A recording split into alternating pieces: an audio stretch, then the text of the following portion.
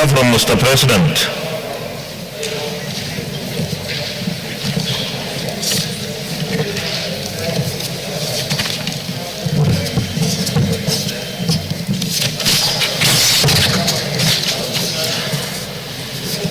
Dear distinguished Senate President, confirmation of appointment of 3 executive directors of the Board of the Federal Roads Maintenance Agency, FEMA, in accordance with the provision of Section 2, Subsection 3 of the Federal Roads Maintenance Agency Amendment Act 2007, I write to forward for confirmation by the Senate the following 3 nominees as executive directors of the Board of the Federal Roads Maintenance Agency. Their CVs are attached herewith. 1. Engineer Ifeanyi Christian Kamelu, Southeast, Member Executive Director. Muhammad Gambo Bizi, Northeast, Member Executive Director. Professor Abubakar Ismail, Northwest, Member Executive Director. It is my hope that the Senate will consider and confirm the nominees in the usual expeditious manner. Please accept the single Senate President the assurances of my highest consideration. Yours sincerely, Muhammadu Buhari. Letter from Mr. President. Dear distinguished Senate President, confirmation of appointment of commissioners for the Independent National Electoral Commission, INEC. Pursuant to paragraph 14 of Part 1F of the 3rd schedule to the Constitution of the Federal Republic of Nigeria 1999 as amended, I hereby forward for confirmation by the Senate the appointment of the following 4 commissioners for the Independent National Electoral Commission, INEC. 1. Professor Muhammad Sani Kalla, National Electoral Commissioner, Katsina State. Loretta Oneche, National Electoral Commissioner, Delta State. Professor Kulle Cornelius Ajayi, National Electoral Commissioner, Ekiti State. And Saidu Babra Ahmad Emanai, National Electoral Commissioner, Jigawa State. While I trust that the Senate will consider and confirm the nominees in the usual expeditious manner, please accept, distinguished Senate President, the assurances of my highest consideration. Yours sincerely, Muhammadu Buhari. Letter from Mr. President. Dear distinguished Senate President, Process of Crime, Recovery and Management Bill 2020. I'm pleased to inform the distinguished senators that the above-mentioned bill was presented to the Federal Executive Council in Council Memo EC 2020-159 on 16 September 2020 and was subsequently approved for transmission to the National Assembly. Please recall that this bill was passed by the National Assembly in 2019 but was not granted assent due to some issues that were identified during the review. The Process of Crime Bill is essential and critical in building an enduring and sustainable foundation for the fight against corruption, money laundering, and illicit movement of stolen funds through the banking system and across the Nigerian borders. The bill will also improve the ability of law enforcement agencies to seize, freeze, and confiscate stolen assets in Nigeria while observing all related constitutional and human rights laws. This bill will also address the problem of lack of transparency, accountability, and lack of credible records associated with current procedure in the management of recovered funds by anti-corruption agencies and other institutions in Nigeria. An important feature of the bill is the creation of the Process of Crime, Recovery and Management Agency. The objects of the agency include the enforcement and administration of the provisions of the bill and the coordination of the recovery and management of the process and instrumentalities of unlawful activity in Nigeria in collaboration with anti-corruption and other law enforcement agencies. Most importantly, the agency will ensure that Nigerians can benefit from process of crime by ensuring that once recovery is made, the properties and assets will be secured and that the final forfeitures granted through a court order can be paid into the confiscated and forfeited account to be domiciled in the Central Bank of Nigeria. These funds will be used for development projects approved by the National Assembly under the Annual Appropriation Act and also support the work of the law enforcement and anti-corruption agencies. It is my expectation that the Senate will give the bill expedited hearing and passage into law, given the importance of the bill in generating revenue for the country. Please accept, distinguished Senate President, the assurances of my high regards and consideration. Yours sincerely, Muhammadu Buhari. Birthday announcement. The 10th of October was the birthday of distinguished Senator Danjuma Goje. On behalf of the Senate, I wish congratulations and happy birthday. We wish you long life, prosperity, and many more years of service to our fatherland. Congratulations. You're welcome.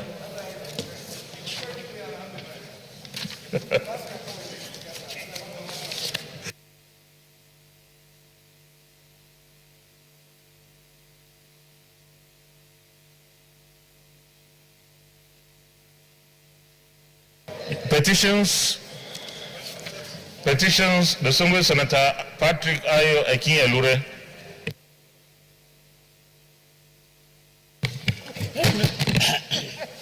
Thank you, Mr. President. Distinguished colleagues, my name remains Ayo Akin-Elure.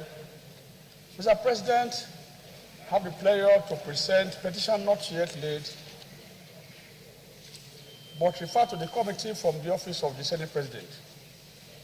Mr. President, the Senate Committee on Ethics, Privileges and Public Petitions, in line with Order 41(1) and 3, wishes to present to the Senate some petitions yet to be laid from the office of the President of the Senate in order to officially place the petition in public domain through the floor of the Senate, and for the votes and proceedings to capture its approval for referral.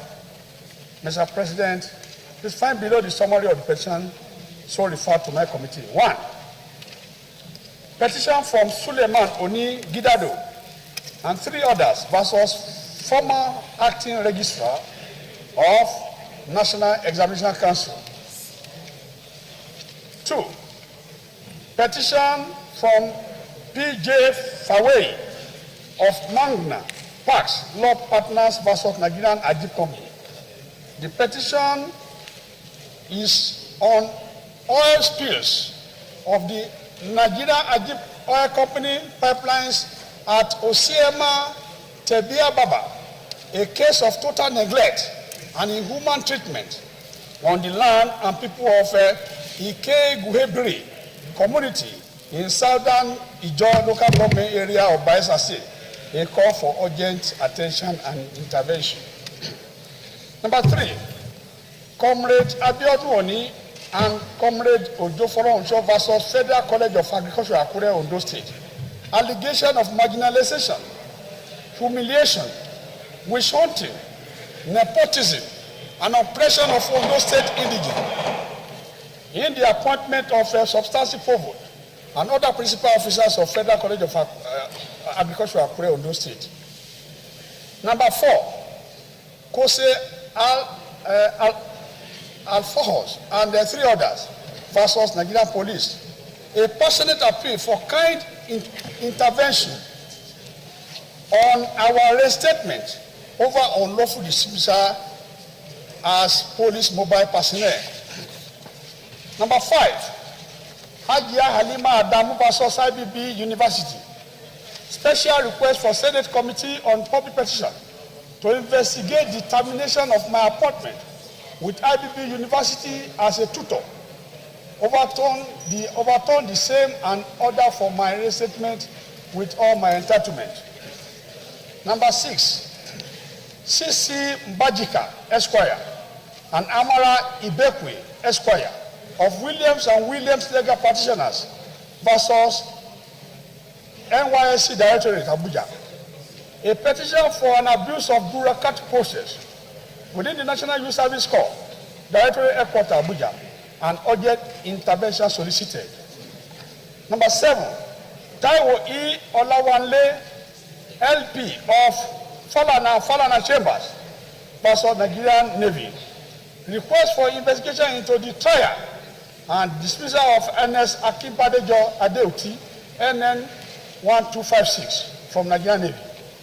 Number 8, Comrade Christopher Ofomihi of Initiative for Leadership and Economy Watch in Nigeria versus Managing Director of NICOMSAT, Ms. Alele Abimbola. A request for urgent intervention of over administrative injustice in NICOMSAT. Under the leadership of Ms. Alele Abimbola, the Managing Director who single-handedly dismissed a level 15 staff, a deputy director without panel of inquiry for a fair hearing, impunity at the highest level in NICOMSAT, a clarion call for your urgent intervention to further protect the sanctity of the rule of law and restore public confidence in the administrative injustice system in Nigeria. Number 9, Abiola Sodiq Babalola Esquire of Global Integrity Crusade Network versus Managing Director and the entire management of Fidelity Bank PLC.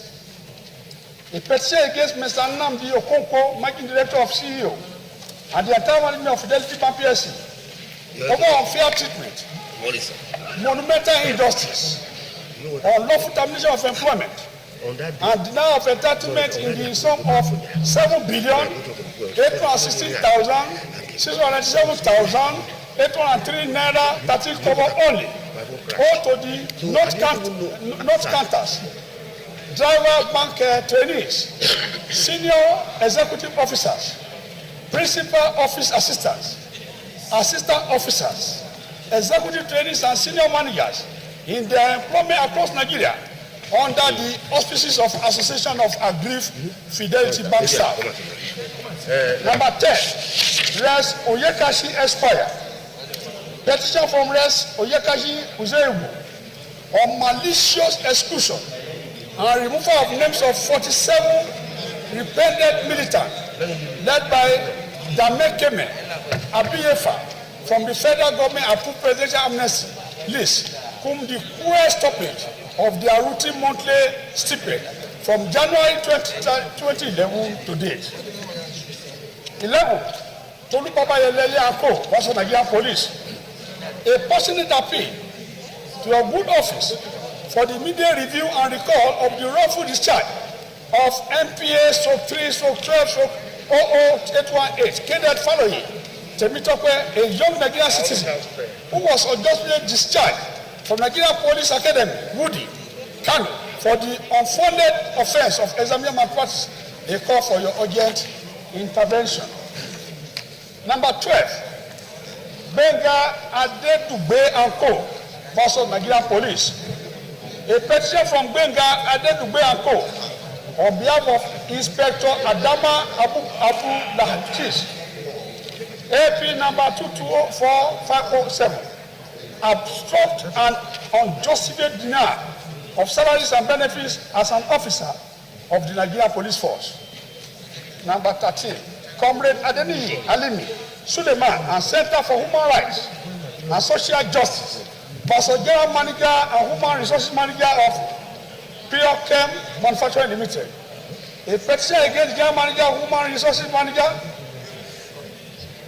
Company Accountant, Company Secretary, Head of Legal, Supervisor Administrative Manager, and Secretary Officers of Pure-Chem Manufacturing Limited, located at VP Avenue, Corn Oil Singer Bus Stop of Lagos Abeokuta Way, Sangwot, Ogun State, Nigeria. And finally, Mr. President, Comrade Adeniyi Alimi Suleiman of Center of Human Rights and Social, a petition on COVID-19 lockdown. Police thugs ransack Ogun community. Center for Human Rights and Social Justice alleges one dead as rights group call for investigation. Mr. President, distinguished colleagues, to the best of my knowledge, none of the above petitions is seeking judicial remedy, and therefore seek Mr. President to seek the indulgence of the Senate to lay the petition before the Senate for official referral to the committee for further legislative action. I so move, Mr. President. Thank you very much. Is any of these petitioners seeking any judicial remedy? None of the petitioners are seeking judicial remedy, Mr. President. You may lay the petitions, please.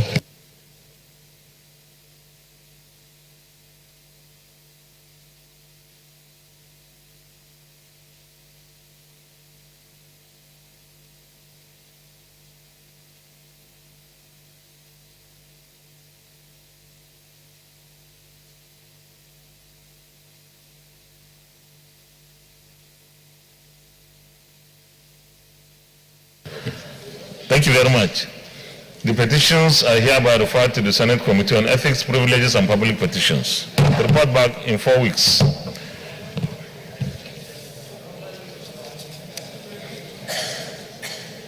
Any more petitions?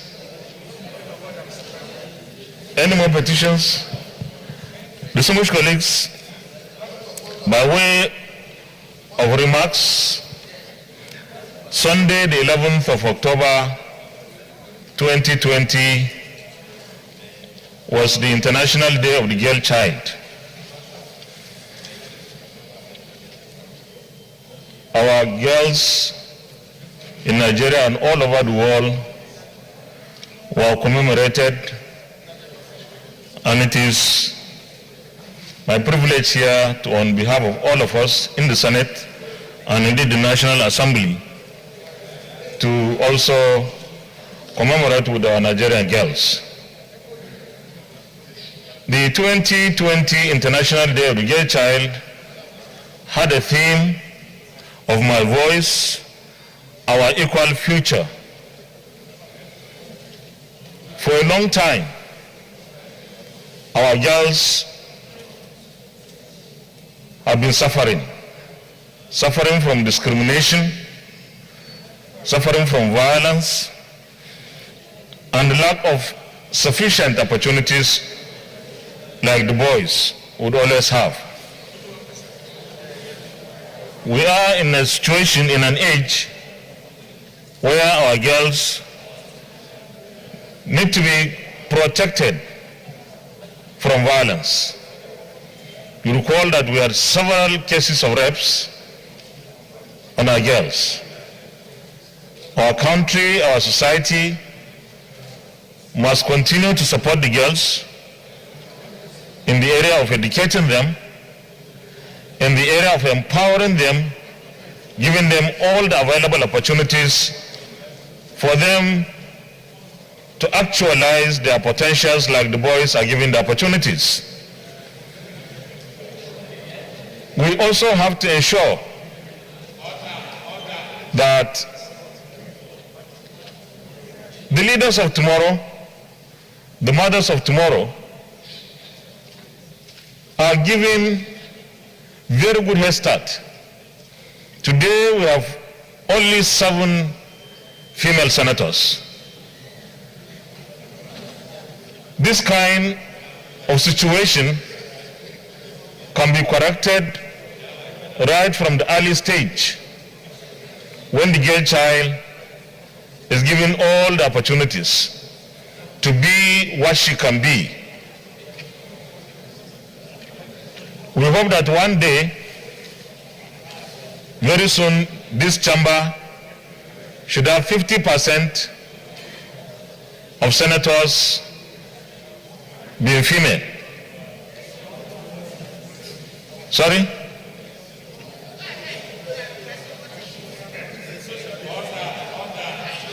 We are doing poorly as a country in the area of gender empowerment or gender equality.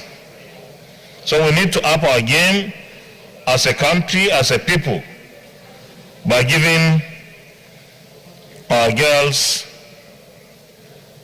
the empowerment, the training, the skills, the education that will prepare them to be leaders tomorrow.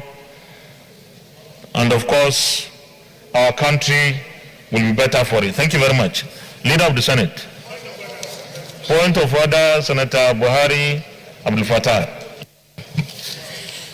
Thank you, Mr. President. Coming under Order 43, with your permission, may I read, Mr. President? Yeah, you may read, please.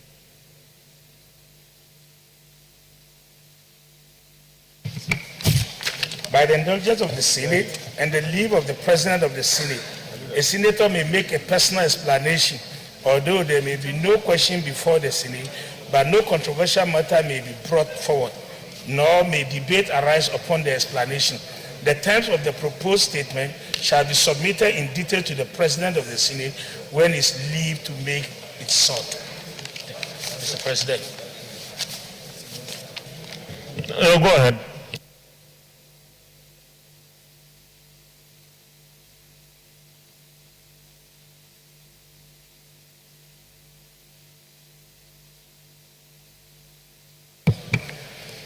of Jima Isiaka, an attack on the palace of Shawon of Ogbomoso land, need to put our security operatives on their toes. Mr. President, the Senate note with grief the death of Jima Isiaka and several other promising Nigerian youth whose lives were cut short at their prime during the recent NSA protest, which started on the 8th of October. Mr. President, the Senate further notes that the right to peaceful assembly and free expression are fundamental principles of any democracy. And Section 40 of Nigerian Constitution 1999 guaranteed the right of every Nigerian to peaceful protest. Senate informed that under the international law, one of the duties of the state and its law enforcement agency is to facilitate the enjoyment of right to peaceful protest. And the 1990 United Nations Basic Principle on the use of force and firearm by law enforcement officers provide that in the disposal of assembly that are unlawful, non-violent law enforcement officer shall avoid the use of force. Where that is not practicable, shall restrict such force to the minimum necessary. The Senate observed with regret that the protests on NSAS snowballed into confrontation between the security operatives and protesting youth in some part of the country, even turned violent in Ogbomoso, Oyo State.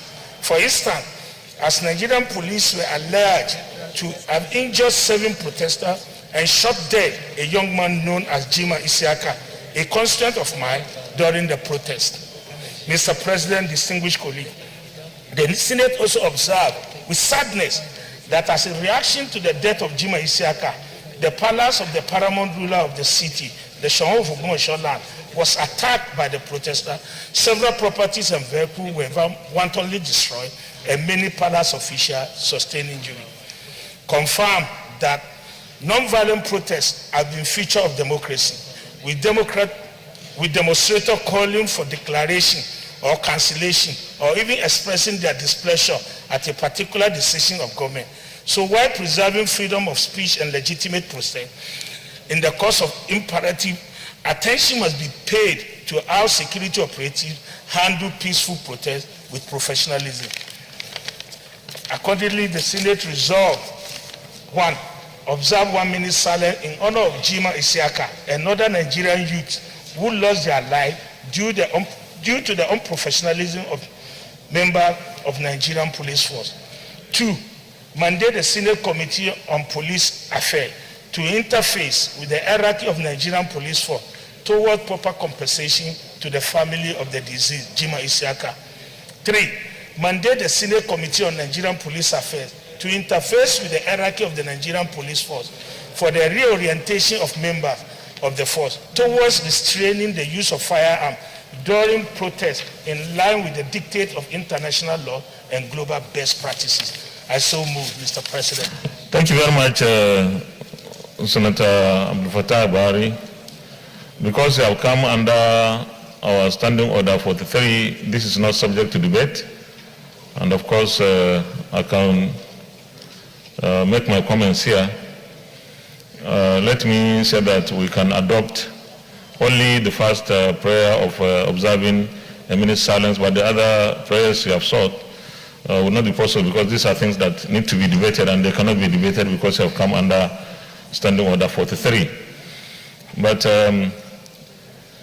the conduct of SAS, or let me say the disbanded SAS, was ignorable, and there was no country ever to have witnessed that kind of thing. Probably the US recently is facing something near that, but this is Nigeria.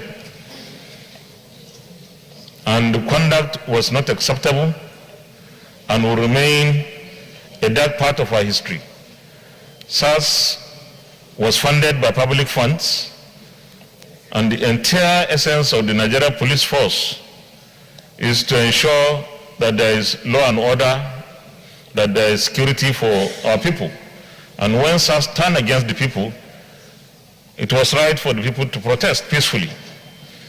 Now, let me commend Mr. President for coming immediately to issue that statement that SARS members who were involved in those atrocities will be brought to justice.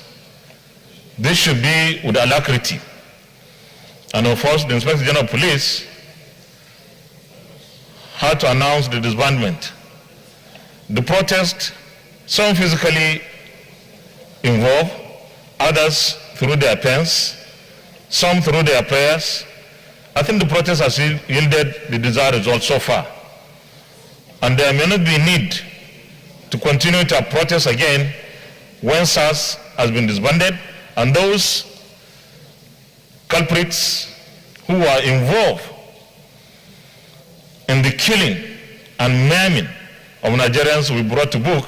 I think we should give the government the chance to implement those as quickly as possible. With that, let me call for the 1 minute silence in honor of the late Isiaka. Thank you. 1 minute silence.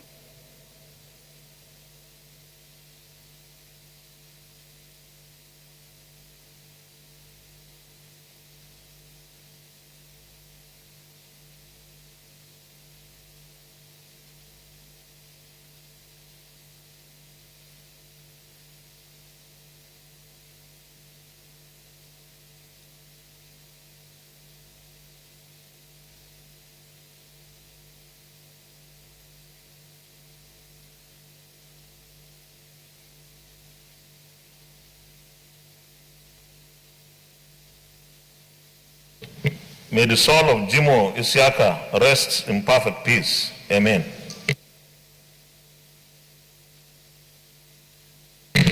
Leader of the Senate, point of order, Senator Ifeanyi.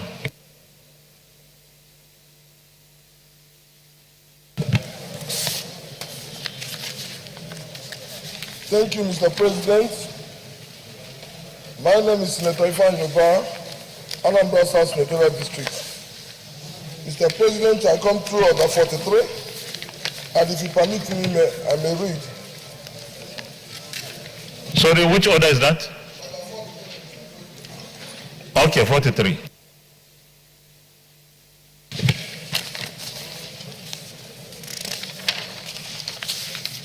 By the indulgence of the Senate and the leave of the President of the Senate, the Senator may make a personal explanation, although there may be no question before the Senate, but no controversial matter may be brought forward, nor may debate arise upon the explanation. The terms of the proposed statement shall be submitted in detail to the President of the Senate when his leave to make it is sought. Mr. President, if you may permit me to proceed with my 43.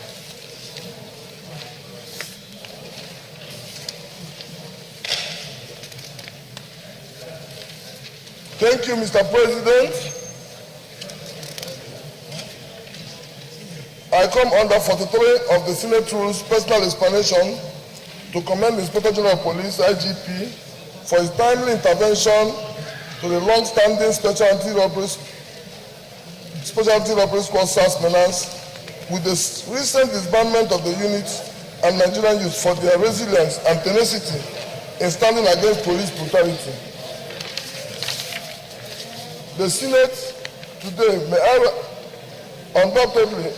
rise to commend the Inspector General of Police, IGP Mohammed Adamu, for his decision in dissolving the Special Anti-Robbery Squad in response to the growing end-SARS agitation, which has become a national and global movement.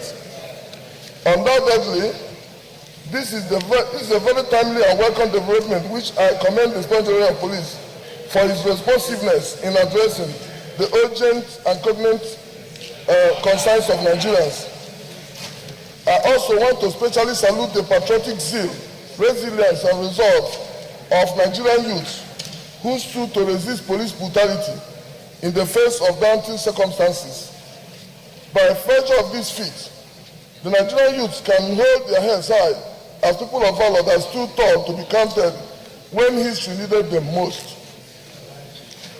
as the leader of YPP Senate Caucus and the national leader of Young Progressive Party, which is deeply committed in defending and promoting the rights, welfare, and aspirations of the young Nigerians, I want to reassure Nigerian youth of the YPP caucus in the National Assembly's unwavering commitment to continually deploying the instrumentality of the legislature to engage relevant authorities with a view to entrenching institutional reform and framework that will reposition the Nigerian police to uphold and safeguard the fundamental rights of Nigerian citizens, as well as ensure cooperation and partnership between the Nigerian police and citizens in maintaining peace and combating crimes. Mr. President, conclusively, I believe there are more further decisive steps needed to be taken in order to achieve a comprehensive and systematic reform that will enable the Nigerian police become more effective and accountable in the discharge of their constitutional responsibilities. In view of this, Mr. President, it is my earnest expectation that the Senate accordingly resolve to urge the Inspector General of Police to one, immediately release all arrested protesters and grant independent legal practitioners access to inmates across all such detention facilities nationwide. 2, establish a board saddled with enforcing disciplinary action against police officers caught in any unwarranted, dubious, and violence against Nigerian citizens. 3, organize compulsory quarterly performance review of all police officers and functioning units, departments across all states to ensure that all police officers are held accountable for their actions. 4, proscribe illegal stopping and checking of phones without an official search warrant, as well as digitize all security intelligence apparatus to adopt information technology in carrying out investigations. Finally, may I applaud Nigerians, most especially Nigerian youth, for fighting for the rights of Nigerians. I so move, Mr. President. Well, because we have come under our standing order 43, this is not subject, it's not open to debate. So you have asked for 1 minute silence. You didn't ask. Okay, so those issues you have raised have already been addressed by the government, particularly the Mr. President, and Nigerians have a right to peaceful protest, and I think we have done that, and the government has listened as a listening administration, and the appropriate measures, some have been taken, others will be taken pretty soon. SARS has been disbanded, like I've said before. And of course, those that were involved in the atrocities would be prosecuted. It's not enough to dismiss them from service. So we really commend Nigerian youth for engaging in very peaceful demonstrations, and of course commend the government by taking a very swift action in reaction to the protests by our youth. Thank you very much. Leader of the Senate.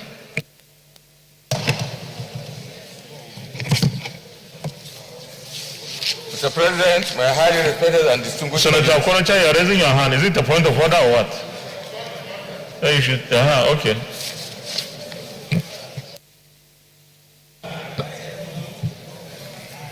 Mr. President, Owele Anayoro Okorocha, Imo West. My point of order comes from Personal Explanation Order 43.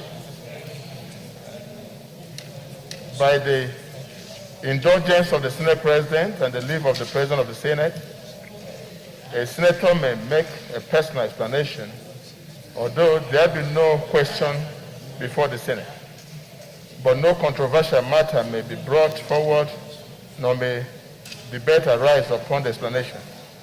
The terms of the proposed statement shall be submitted in details to the President of the Senate when his leave to make it is sought. Mr. President, I want to first of all thank you for the statement I just heard you made concerning the current issue and ground. And I want to appreciate my colleague who has spoken likewise. But Mr. President, the seriousness of the matter calls that this Senate that represents the people and who are here on the mandate of the people, in addition to your statement and to courageous statement of Mr. President, do put the facts in their rightful place. Mr. President, we're here because the people had made it possible. And we collectively represent our people. So their cry and their pain should first and foremost be our pains. You have said here that in our checkered history, we've never seen this kind of protest across the entire length and breadth of this nation over the SARS. Mr. President, I want to put on point here that before the point is misconstrued, these young men on the street protesting, many of them were never directly or indirectly affected. They're protesting against what they consider grievous injustice in our lives. They're protesting to correct some of the act of wickedness and evil in this land. Mr. President, what makes for a popular government and a wise government is the government that listens to the wish and wills of the people and taking immediate steps to correcting them. Mine comes in the form of appeal this morning that while Mr. President has made his speech and the IGP has disbanded the SARS, I want to appeal that all those young men who were arrested as a result of this peaceful protest be released immediately. That will also call for peaceful relationship between the governed and the governed. And we had also mentioned, they have also mentioned in their protest, that the welfare of the police officers is paramount in their protest. You can see their genuineness of their love for their country. I think that issue, when Mr. Senate President do permit, should also be discussed on the welfare of the police officers. But my request is that those young men who were arrested should be released henceforth unconditionally to allow for this peace to reign. And that the culprits that have damaged the image of this nation should be brought to book, should not be a theoretical statement, must be a practical statement, and to be used as an example. And to caution the police officers who detain people beyond the time that is allowed, like in Imo State now. A widow was arrested for 2 weeks now without bail. And that's creating tension. And so when this kind of thing happens, it calls that we, the representative, must speak out on it. And therefore, please, Mr. Senate President, that you do communicate to the authority on behalf of this chamber that those young men be released, that peace may reign. Thank you. Thank you very much. Leader of the Senate. Thank you, Mr. President. My highly respected and distinguished colleagues, the first business of the day is the presentation of a bill standing in the name of distinguished Senator Stella Adaize Odua. on the Fiscal Responsibility Act number 31, 2007, Amendment Bill 2020. Mr. President, you may wish to invite the Clerk of the Senate to read the short title of the bill. Clerk of the Senate. Mr. President, distinguished senators, Fiscal Responsibility Act number 31, 2007, Amendment Bill 2020, SB 16, first reading. Fiscal Responsibility Act Cap M31 LFN 2004 Amendment Bill 2020 SB 16 first reading taken. Leader of the Senate. Mr. President, my highly respected and distinguished colleagues, the second business of the day is the presentation of a bill standing in the name of distinguished Senator Muhammad Sani Musa on the Constitution of the Federal Republic of Nigeria 1999 Alteration Bill 2020. Mr. President, you may wish to invite the Clerk of the Senate to read the short title of the bill. Clerk of the Senate. Mr. President, distinguished senators, Constitution of the Federal Republic of Nigeria 1999 Alteration Bill 2020, SB 500, first reading. Constitution of the Federal Republic of Nigeria 1999 Alteration Bill 2020 SB 500 first reading taken. Leader of the Senate. Mr. President, my highly respected and distinguished colleagues, the third business of the day is the presentation of a bill standing in the name of distinguished Senator Sadiq Suleiman Umar on the National Religious Harmony Commission Establishment, etc. Bill 2020. Mr. President, you may wish to invite the Clerk of the Senate to read the short title of the bill. Clerk of the Senate. Mr. President, distinguished senators, National Religious Harmony Commission Establishment, etc. Bill 2020, SB 504, first reading. National Religious Harmony Commission Establishment, etc. Bill 2020 SB 504 first reading taken. Leader of the Senate. Mr. President, my highly respected and distinguished colleagues, the fourth business of the day is the presentation of a bill standing in the name of distinguished Senator Obinna Ogba on the National Lottery Act 2005 Repeal and Reenactment Bill 2020. Mr. President, you may wish to invite the Clerk of the Senate to read the short title of the bill. Clerk of the Senate. Mr. President, distinguished senators, National Lottery Act 2005 Repeal and Reenactment Bill 2020, SB 524, first reading. National Lottery Act 2005 Repeal and Reenactment Bill 2020 SB 524 first reading taken. Leader of the Senate. Mr. President, my highly respected and distinguished colleagues, the fifth business of the day is the presentation of a bill standing in the name of distinguished Senator Solomon Olamilekan Adiola on the National Human Rights Commission Act, Cap N46, Laws of the Federation of Nigeria 2004 Amendment Bill 2020. Mr. President, you may wish to invite the Clerk of the Senate to read the short title of the bill. Clerk of the Senate. Mr. President, distinguished senators, National Human Rights Commission Act, Cap N46, Laws of the Federation of Nigeria 2004 Amendment Bill 2020, SB 526, first reading. National Human Rights Commission Act Cap N46 LFN 2004 Amendment Bill 2020 SB 526 first reading taken. Leader of the Senate.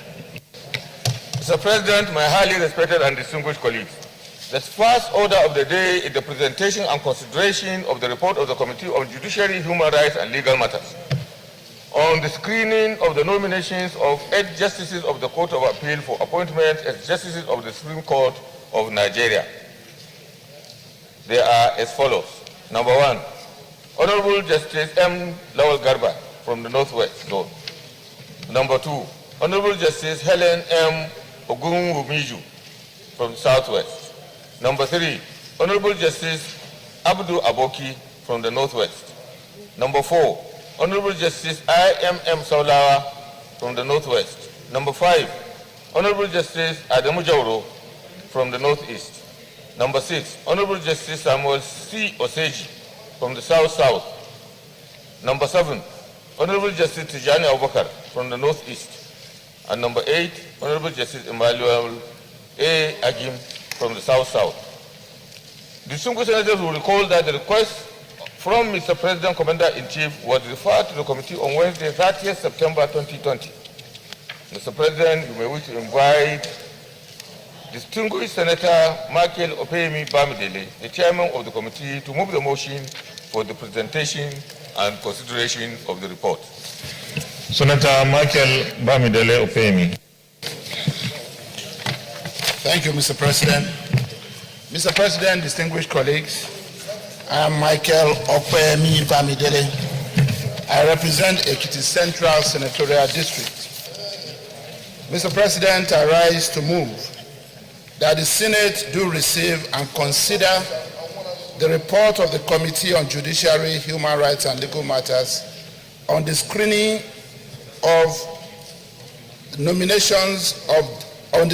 and nomination of 8 justices of the Court of Appeal for appointment as justices of the Supreme Court of Nigeria as follows.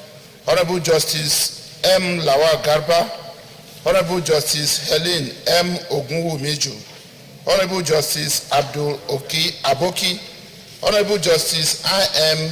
M.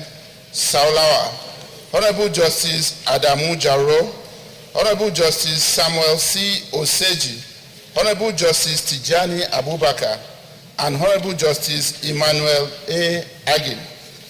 Mr. President, I so move. Any seconder, please? Yeah, Senator Rachel Sokoroja.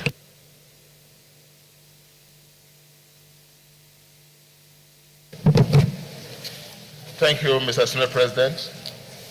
I rise to second the presentation and consideration of reports for these great legal minorities who have been uplifted to the rank of a Supreme Court judges.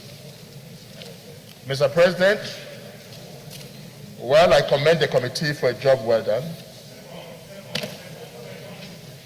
I'm second. You are to second only.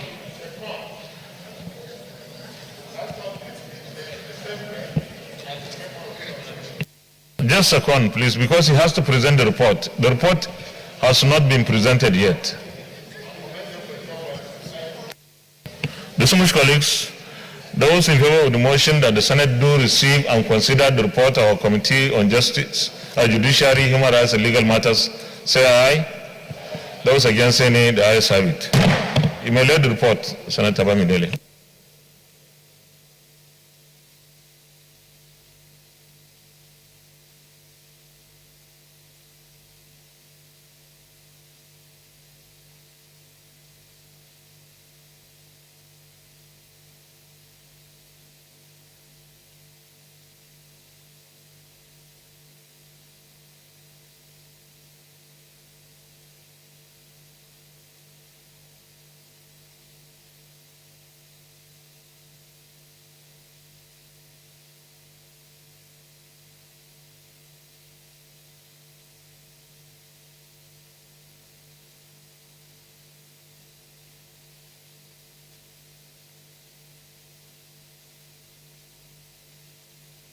You may present your report now. Thank you. But maybe you give us an abridged this thing, because this is a lengthy report. President,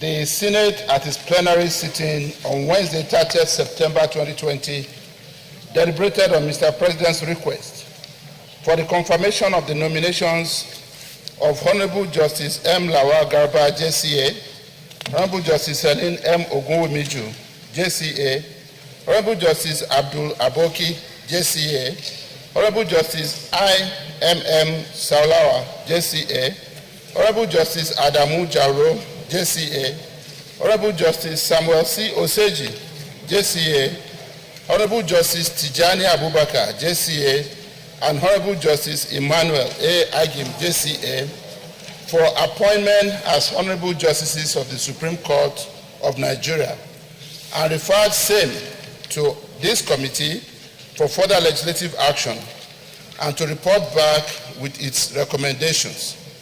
It should be noted that these appointments were made pursuant to Section 231, subsections 2 and 3 of the Constitution of the Federal Republic of Nigeria, 1999, as amended. which require that the appointment of a person to the office of a Justice of the Supreme Court of Nigeria shall be made by the President on the recommendation of the National Judicial Council, subject to confirmation of such nomination by the Senate. After the referral, the committee requested for and received the curriculum vitae and other supporting documents of the nominees and invited them to appear before it for the confirmation exercise. Accordingly, Mr. President, on Wednesday, 17th October 2020, the nominees appeared before the committee. Thereafter, the committee examined their curriculum vitae and other supporting documents and screened them. The committee interviewed the honorable justices and received explanation regarding their qualifications, experience, suitability, competence, and integrity to assume the position of honorable justice of the Supreme Court of Nigeria. They were screened in the following order: Honorable Justice Muhammad Lawal Garba, JCA, followed by Honorable Justice Helen Moron Keji Ogunwumi, JCA, and then Honorable Justice Abdul Aboki, JCA, followed by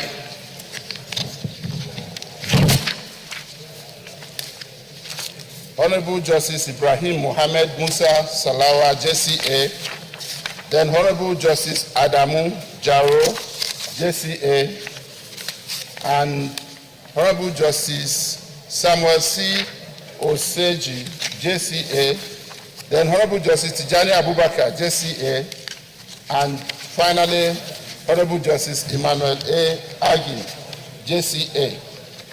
And all of them, Mr. President, distinguished colleagues, demonstrated a high level of understanding of the issues confronting the judiciary and a thorough understanding of the reforms that need to be made urgently. Their responses to the questions were very apt, and at the end of the exercise, the observations and findings of our committee are as follows, Mr. President and distinguished colleagues. The committee, after the screening exercise, deliberated on the nominees' suitability for appointment as honorable justices of the Supreme Court of Nigeria and hereby makes the following observations and findings. 1, that the appointment of the nominees satisfy the requirement of sections 230, subsections 2 and 231(1) and 1, 2, and 3 of the Constitution of the Federal Republic of Nigeria 1999 as amended, which make provisions for the appointment of justices of the Supreme Court of Nigeria and the Senate Standing Orders 2015 as amended. 2, that the nominees possess the requisite qualifications, integrity, leadership qualities, and comportment to discharge judicial responsibilities as honorable justices of the Supreme Court of Nigeria. 3, that upon confirmation of the appointment of the nominees by the Senate, all the geopolitical zones will be represented by 3 or 4 justices, as the case may be, except the North Central Zone, which will maintain its current 2 justices on the bench of the Supreme Court of Nigeria. 4, that the reason why the North Central Zone has 2 justices, unlike other zones, as indicated in paragraph 3 above, can be attributed to the fact that during the selection process, the nomination from the zone was stood down by the selection committee for a further review of the nomination by the Federal Judicial Service Commission. 5, that necessary steps are being taken to meet the full complement of the maximum number of justices of the Supreme Court of Nigeria in line with the constitutional provision. In this regard, Mr. President, distinguished colleagues, one more appointment from the North Central Zone, which is in the offing, will complete the maximum number of justices and balance the representation across the geopolitical zones. 6, that the appointment of 8 justices of the Supreme Court of Nigeria at one stretch is a bold step taken by Mr. President to further strengthen the judiciary to meet up with the challenges of the 21st century, being the first time ever that a country will be having 20 justices on the bench of the Supreme Court of Nigeria. 7, that there is no petition against the nominations of any of the nominees. The nominees having been widely supported and commended by a cross-section of Nigerians on their nominations by Mr. President as Honorable Justices of the Supreme Court of Nigeria. 8, that there are no adverse reports against the nominees, as record checks and other forms of investigation by security agencies did not reveal any negative trace against them. 9, that a committee is satisfied about their qualifications, experience, suitability, competence, and integrity to assume the positions of justices of the Supreme Court of Nigeria. And 10, that the nominees are fit and proper persons for appointment as honorable justices of the Supreme Court of Nigeria. Our general observation, Mr. President, distinguished colleagues, for the avoidance of doubt, we wish to observe that these appointments satisfy the constitutional provision of Section 231 sub 3, which stipulates a minimum of 15 years post-call experience to qualify for appointment as a justice of the Supreme Court of Nigeria. Also, by virtue of paragraph 13A2, third schedule to the Constitution, the Federal Judicial Service Commission is empowered to advise the National Judicial Council in nominating persons for appointment as justices of the Supreme Court of Nigeria. And the Federal Judicial Service Commission indeed kick-started the process as required by the above constitutional requirement before the nominees were forwarded to the National Judicial Council for recommendation to Mr. President for their appointment. Currently, the composition of the Supreme Court of Nigeria as per geopolitical zones, which in the committee's view is a fair reflection of the federal character principle as enshrined in Section 14.3 of the 1999 Constitution as amended, is as follows. Number of present justices from the Northeast, there are 2, and upon confirmation by this Senate, number of justices will be 4, including the Honorable CJN. From the Northwest, currently 1, and upon confirmation, there will be 4 altogether. North Central, currently 2, and after today's confirmation, it will remain 2, but once the issue of pending nomination is resolved, that will bring it to 3. Southeast presently has 3 justices in the Supreme Court, and by the end of this confirmation, the number will stand at 3. Southwest has 3, and upon this confirmation, the number will stand at 4. South-South has 1, and upon the confirmation today, the number will become 3. So in total, as of today, there are 12 justices, but upon this confirmation, the number will rise to 20. Our recommendation. The Senate Committee on Judiciary, Human Rights and Legal Matters has scrutinized the curriculum vitae and other accompanying documents of the nominees and recommend thus that the Senate do approve the confirmation of nominations of Honorable Justice M. Lawal Garba, JCA, Honorable Justice Helen M. Ogunwumiju, JCA, Honorable Justice Abdul Aboki, JCA, Honorable Justice I.M.M. Saulawa, JCA, Honorable Justice Adamu Jaro, JCA, Honorable Justice Samuel C. Oseji, JCA, Honorable Justice Tijani Abubakar, JCA, and Honorable Justice Emmanuel A. Agim, JCA, for appointment as Honorable Justices of the Supreme Court of Nigeria. I so move, Mr. President, Your Excellency, and distinguished colleagues. Senator James Owo, Manager. Thank you, Mr. President. My highly respected colleagues, James Owo, Manager, Delta South. Mr. President, I listened to the chairman of this committee, and it is very evident about standards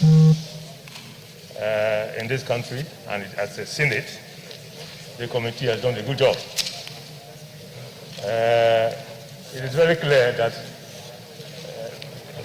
the 8 justices of the Court of Appeal nominated to the Supreme Court bench, there is no single petition, not one, against any of them. That means they have done very well on the Court of Appeal bench. And even in the High Court, where they were elevated to the Court of Appeal, from Court of Appeal to now to Supreme Court. That means they have done very, very well. So, Mr. President, the committee itself has also done a good job, because this is it's a process. Appointment of justices to the Supreme Court is a process. And this is like once they are confirmed, today is the second to the last stage. The next will be swearing in. So, Mr. President, the committee has done a good job because they have quoted the relevant constitutional provisions. And what is most important is the fact that they are fit and proper persons. Fit and proper. Because they are not just honorable, but honorable justices. Two very powerful words put together. Honorable justices. And so, my advice is that as we have seen them, we have assessed them, we can confirm that they have been very honorable in the Court of Appeal bench. They should do the same thing on in the Supreme Court, because that will be the last court. That will be the last court. After that court, the next will be to God. It is not about where you come from. It's not about whether you are a woman or you are a man. It's not about whether you are an old man or you are a young man.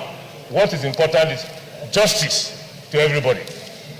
So, Mr. President, I support this very important report as presented by the chairman of the Committee of the Wise, and I congratulate the justices of the Court of Appeal now on their way to the Supreme Court. Thank you, Mr. President. The DSP. Thank you, Mr. President. Ovi Omo Agege, Delta Central Senatorial District. Mr. President, I'd like to begin by commending Mr. President and Commander-in-Chief of the Armed Forces, President Muhammadu Buhari, for making these nominations. I commend him for a lot of reasons, but principally because this is the first time, as just been indicated, that we're having a total number of about 8 justices being nominated for confirmation at a single stretch. Mr. President, let me also commend the chairman and the members of the Committee on Judiciary for a thorough job done. I know how difficult it will be to carry out a nomination exercise for one justice, not to talk about 8. And this they did with dispatch, but most importantly, in a very thorough way. Mr. President, I rise to support the work of this committee. I do so, Mr. President, because I happen to know all of the 8 justices, all of the 8 nominees to be confirmed as justices to the Supreme Court. They are all men of integrity, but more important than that, Mr. President, they are men of intellect and men who have added value to our jurisprudence. Mr. President, I have no doubt that they will do well in the Supreme Court. Mr. President, as alluded to by Senator James Manager, for a lot of us who are members of the legal profession, it is not easy to see a judge or a justice rise through the High Court, the Court of Appeal, for so many years without petitions, especially given the nature of the jobs that they've been exposed to, not just regular litigations, but more importantly, electoral litigation. Because at one point or the other, all 8 of them have served in election petition tribunals.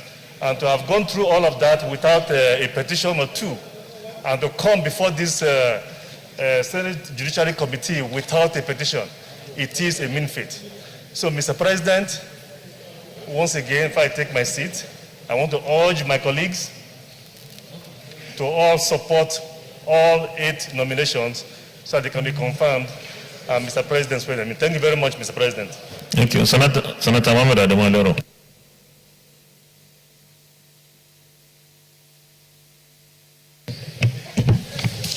Thank you, Mr. President, distinguished colleagues. I remain Mohammed Adamu Alero, representing Kebbi Central. Mr. President, let me also join my colleagues in commending the Committee on Judiciary and Human Rights for the expeditious manner in which they treated this request. There is no doubt that the appointment of these justices is well deserved. They are competent, they are suitable, they can discharge justice without fear or favor. Some of them, even my classmates, I have known them for the last 35 years, and they have excelled in their various, callings. So I have no doubt in my mind that they will meet the requirements expected of them by law. Mr. President, the composition as stated by the chairman of the Judiciary and Human Rights has met the federal character requirements in the sense that each geopolitical zone is being fairly represented. Even geopolitical zones that have 7 states have 4 judges or 4 justices. Those that have 5 states have 3 justices. So as far as the federal character requirement is concerned, it has been met. There is no doubt about that. Equally important, Mr. President, is the integrity of these justices. They are capable of discharging justice without fear or favor. So I urge all my colleagues to confirm, their nominations as required by the Constitution of the Federal Republic of Nigeria. Thank you, Mr. President. Senator Gabriel Susom.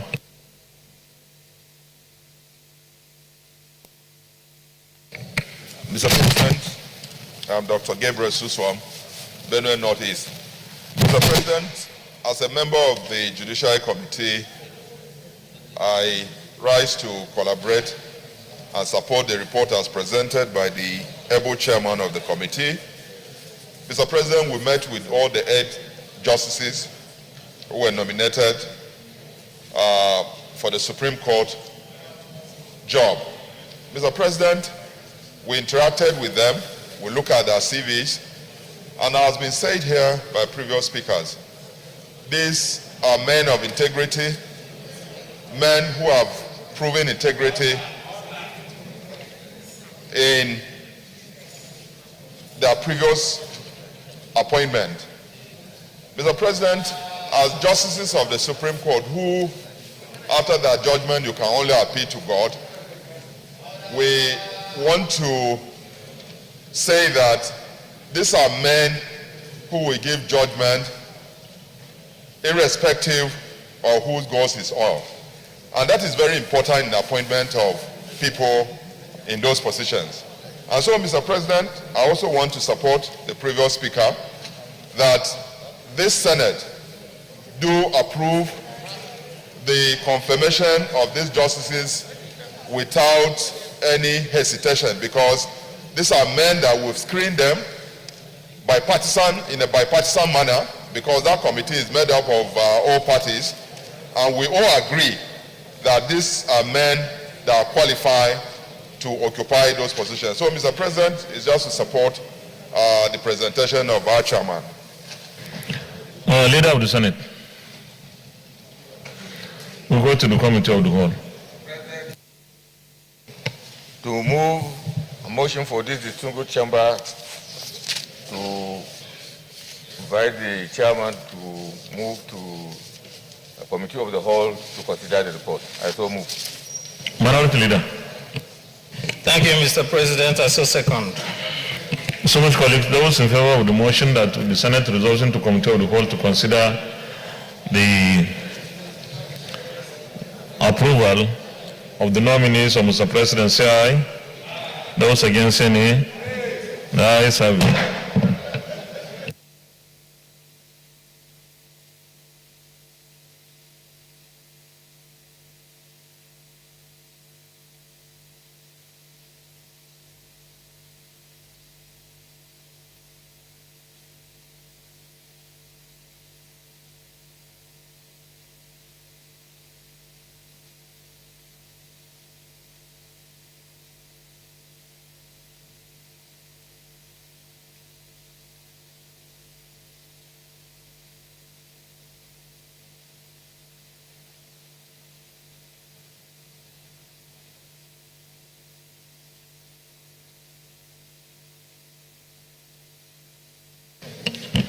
So much, colleagues.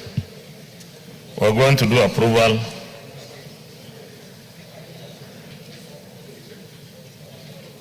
Will the Senate approve the nomination of Honorable Justice M. Lawal Garba for appointment as a Justice of the Supreme Court of Nigeria? Those in favor say aye. Those against say nay. The ayes have it. Will the Senate approve the nomination of Honorable Justice Helene Ogumiju for appointment as a Justice of the Supreme Court of Nigeria? Those in favor say aye. Those against say nay. The ayes have it.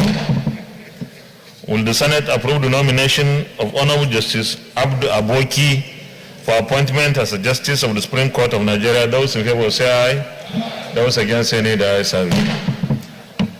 Will the Senate approve the nomination of Honorable Justice I.M.M. Saulawa for appointment as a Justice of the Supreme Court of Nigeria? Those in favor say aye. Those against say nay. The ayes have it. Will the Senate approve the nomination of Honorable Justice Adamu Jawro for appointment as a Justice of the Supreme Court of Nigeria? Those in favor say aye. Those against say nay. The ayes have it. Will the Senate approve the nomination of Honorable Justice Samuel Oseji for appointment as a Justice of the Supreme Court of Nigeria? Those in favor say aye. Those against say nay. The ayes have it. Will the Senate approve the nomination of Honorable Justice Tijani Abubakar for appointment as a Justice of the Supreme Court of Nigeria? Those in favor say aye. Those against say nay. The ayes have it.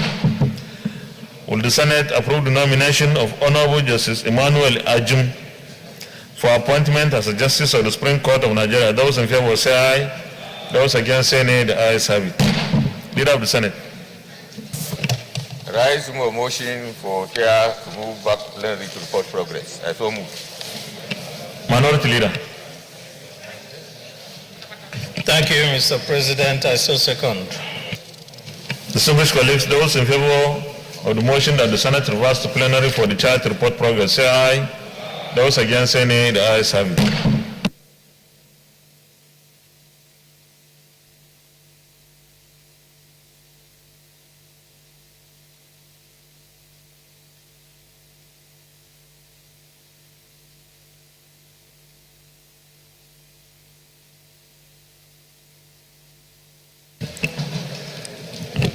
The Senate and the Committee of the Whole considered the report of the Committee on Judiciary, Human Rights and Legal Matters on the screening of Mr. President's nominees for appointment as Justices of the Supreme Court of Nigeria and approved the nominations of Honorable Justice Muhammad Lawal Garba, JCA Northwest, Honorable Justice Helene M. Ogumiju, Southwest, Honorable Justice Abdul Aboki, JCA Northwest. Honorable Justice Ibrahim Mohammed Musa Saulawa, JCA Northwest. Honorable Justice Adamu Jauro, JCA Northeast. Honorable Justice Samuel Oseji, JCA South South. Honorable Justice Tijani Abubakar, JCA Northeast. And Honorable Justice Emmanuel Ajim, JCA South South, as Justices of the Supreme Court of Nigeria.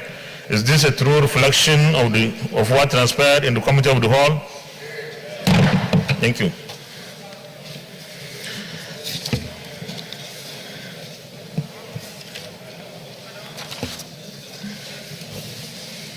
Confirmation. Will decide to confirm the nomination of Honorable Justice Mohammed Lawal Garba, JCA, for appointment as Justice of the Supreme Court of Nigeria. Those in favor say aye. Those against say nay. The ayes have it. The confirmation, the nomination of Honorable Justice Mohammed Lawal Garba is hereby confirmed as a Justice of the Supreme Court of Nigeria. Will the Senate confirm the nomination of Honorable Justice Helene Ogumuju, JCA, for appointment as a Justice of the Supreme Court of Nigeria? Those in favor say aye. Those against say nay. The ayes have it. The nomination of Honorable Justice Helene Ogumuju, JCA, is hereby confirmed as a Justice of the Supreme Court of Nigeria. Will the Senate confirm the nomination of Honorable Justice Abdul Aboki, JCA, for appointment as a Justice of the Supreme Court of Nigeria? Those in favor say aye. Those against say nay. The ayes have it. The nomination of Honorable Justice Abdul Aboki, JCA, is hereby confirmed as a Justice of the Supreme Court of Nigeria. Will the Senate confirm the nomination of Honorable Justice Ibrahim Mohammed Musa Saulawa, JCA, for appointment as a Justice of the Supreme Court of Nigeria? Those in favor say aye. Those against say nay. The ayes have it. The nomination of Honorable Justice Ibrahim Mohammed Musa Saulawa, JCA, is hereby confirmed as a Justice of the Supreme Court of Nigeria.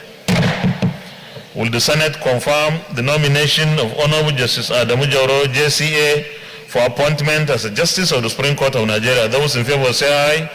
Those against say nay. The ayes have it.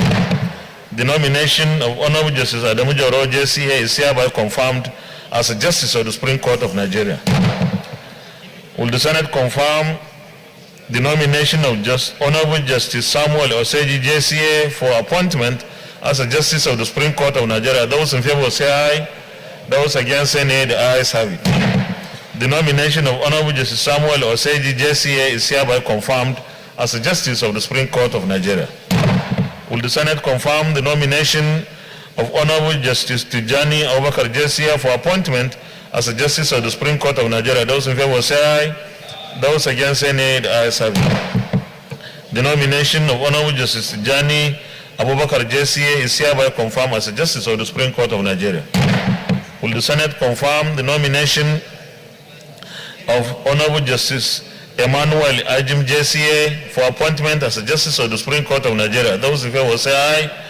Those against say nay. The ayes have it. The nomination of Honorable Justice Emmanuel A. Ajim, JCA, is hereby confirmed as a Justice of the Supreme Court of Nigeria. Thank you very much, very distinguished colleagues. Let me, on behalf of all of us, congratulate the 8 justices, the new justices of the Supreme Court. We wish them God's guidance.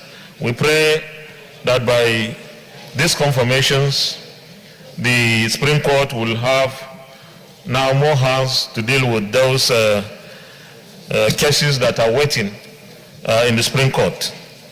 And it is also important that we stress the need for government, and that includes us, to also support the judiciary by giving the judiciary more resources to enable them to discharge their mandate effectively and more efficiently. Thank you very much. Congratulations.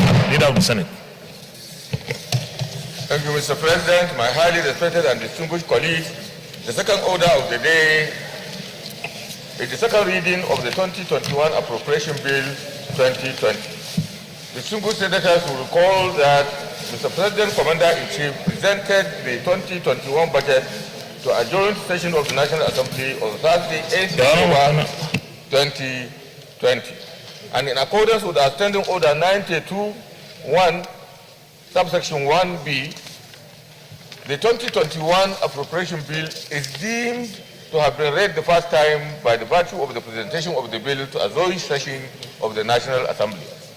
Mr. President, with your permission, I move that the 2021 appropriation bill 2020 be read the second time. I so move.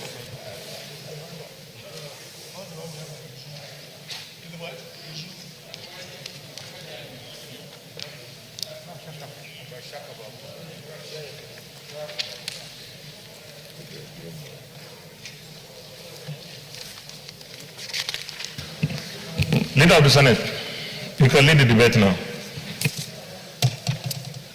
Before then, Leader, just one minute.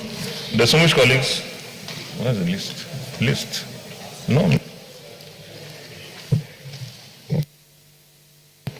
We have 14, no, it's not up to 14. I think about 13 senators have signed to make the contribution today. So I will go strictly by the list here. Tomorrow is going to be another allotted day. So those of our colleagues who have not signed for today, they can do so for tomorrow. But it's still possible that you can make your contribution today, because this number is something that we can finish as quickly as possible. Secondly, we have an allotted time, 3 minutes. We have an allotted time of 3 minutes per person.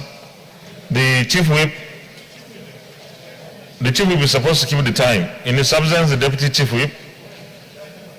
Why is the deputy chief whip? Yeah, so the deputy chief whip, in the absence of the chief whip, 3 minutes of contribution. Leader of the Senate, you can start the debate. Well, for me leading the debate, I think I will have the honor of being allowed to go slightly above the 3 minutes given. Lead debate on the 2021 Appropriation Bill 2020 Bill 2020, Senate Bill 523. Preamble. Mr. President, distinguished colleagues, permit me to lead the debate of the general principles of the year 2021 Appropriation Bill, which was laid before this distinguished chamber on Thursday, 8th October 2020 by President Commander-in-Chief of the Federal Republic of Nigeria. The bill is deemed to have been read the first time by virtue of its being laid before the joint session of the National Assembly on Thursday, 8th October 2020.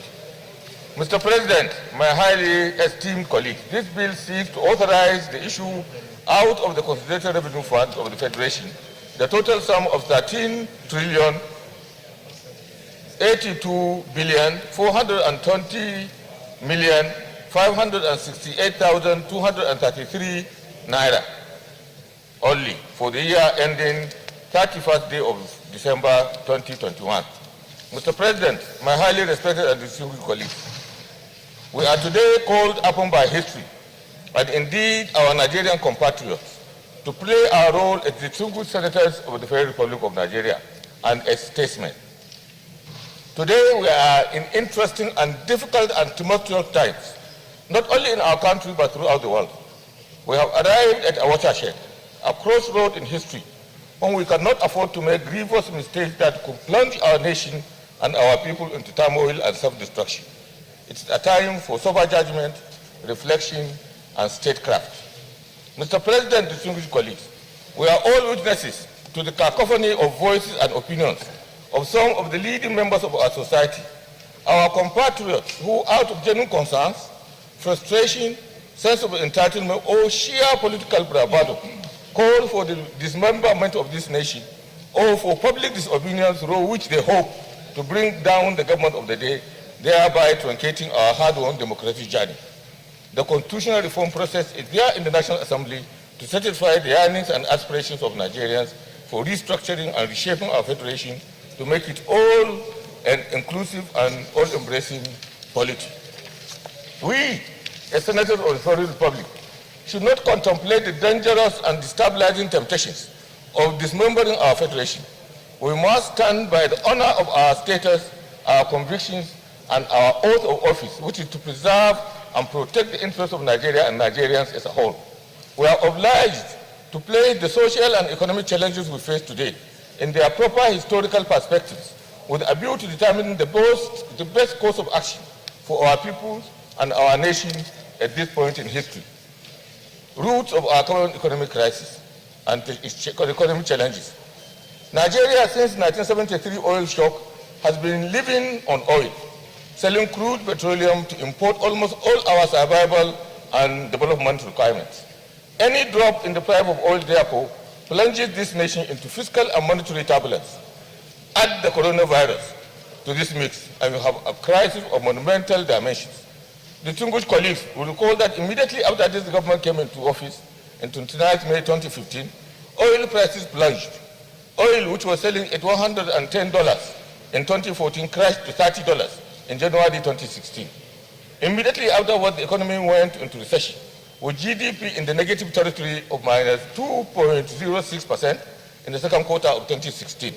The executive and the legislature then came together to salvage the recession in 2016-2017.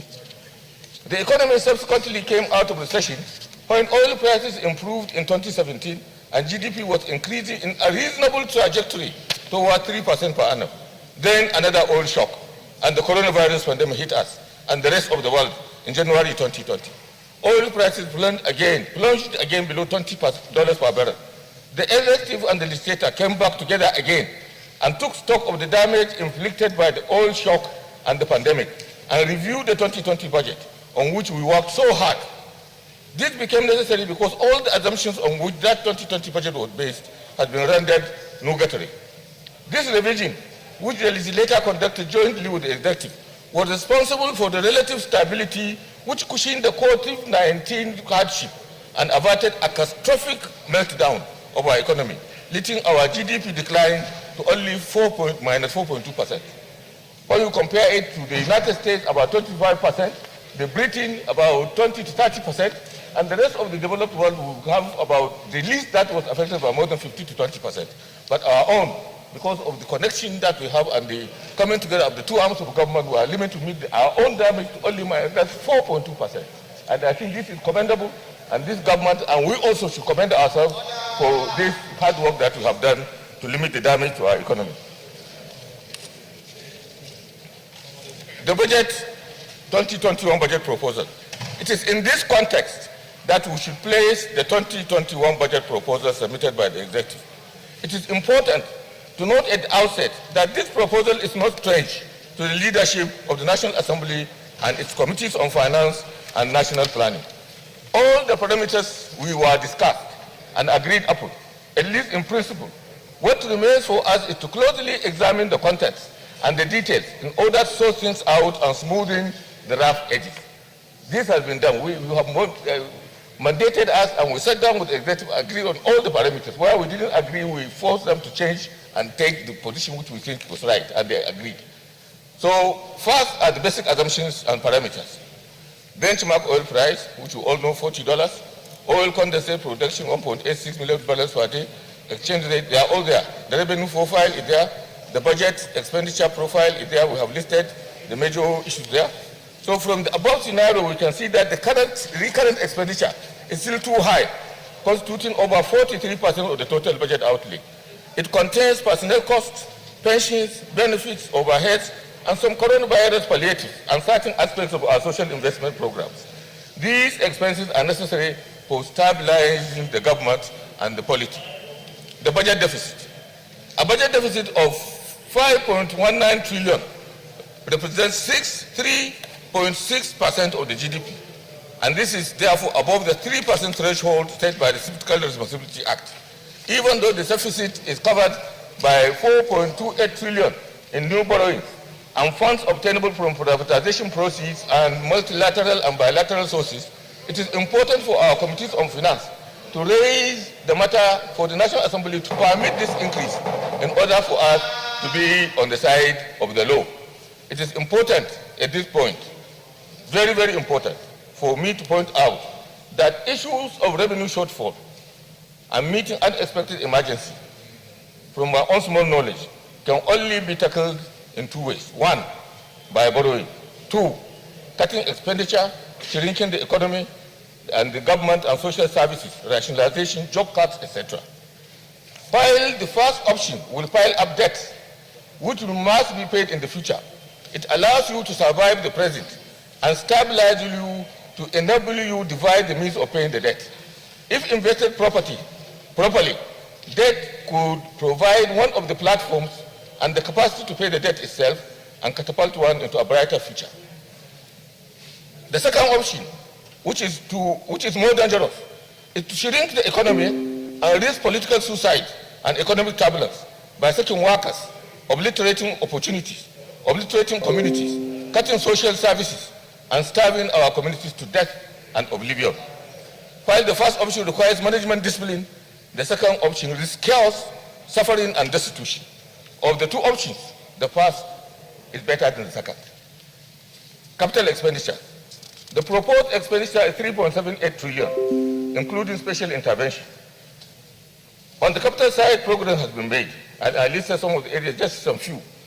Agriculture, infrastructure, fertilizer initiative, transport, railways, ports, Second Niger Bridge, and the major highways that have been constructed or are currently under construction.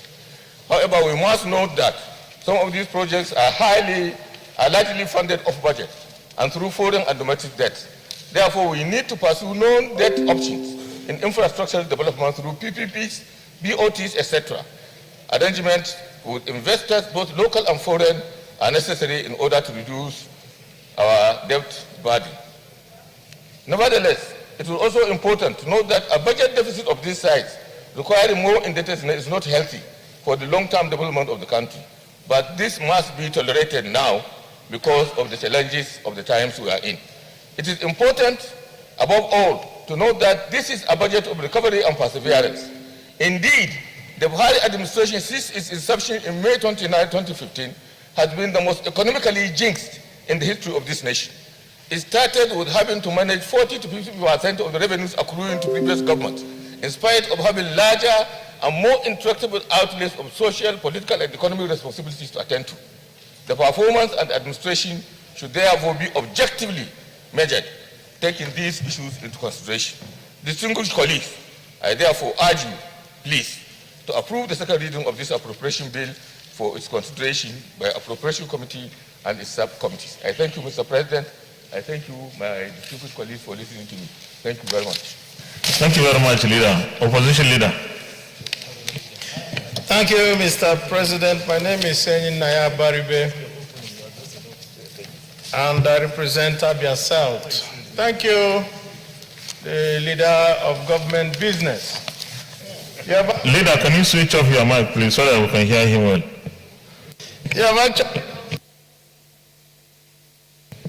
For this administration, but I need to point out that some of the things that you have said in this lead paper, we need to dispute it. This administration cannot be said to be the one that is most economically jinxed since the beginning of this country. That is a fact that we cannot agree with. But beyond that,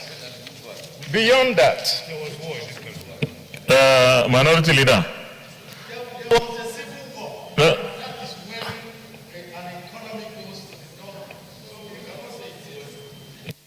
Mr. President, that is not the point. The point really is that I agree with... Minority Leader, you have 4 more minutes to go. I agree with the leader. Actually, he made a very, very interesting position. He says that we are in interesting, difficult, and tumultuous times, and a time for sober judgment, reflection, and statecraft. This is in his paper. I totally agree with you. And what does that mean for us? What it means for us is that that will lead an administration to ensure that whatever it does actually will be not a time for tokenism, not a time to just go ahead and say something that is simplistic and that does not lead us anywhere. It is a time, Mr. President, for us to build, and not a time for us to build without foundation. And I'm going to go ahead, Mr. President, to say most of the things that are in this budget that we need to very well consider.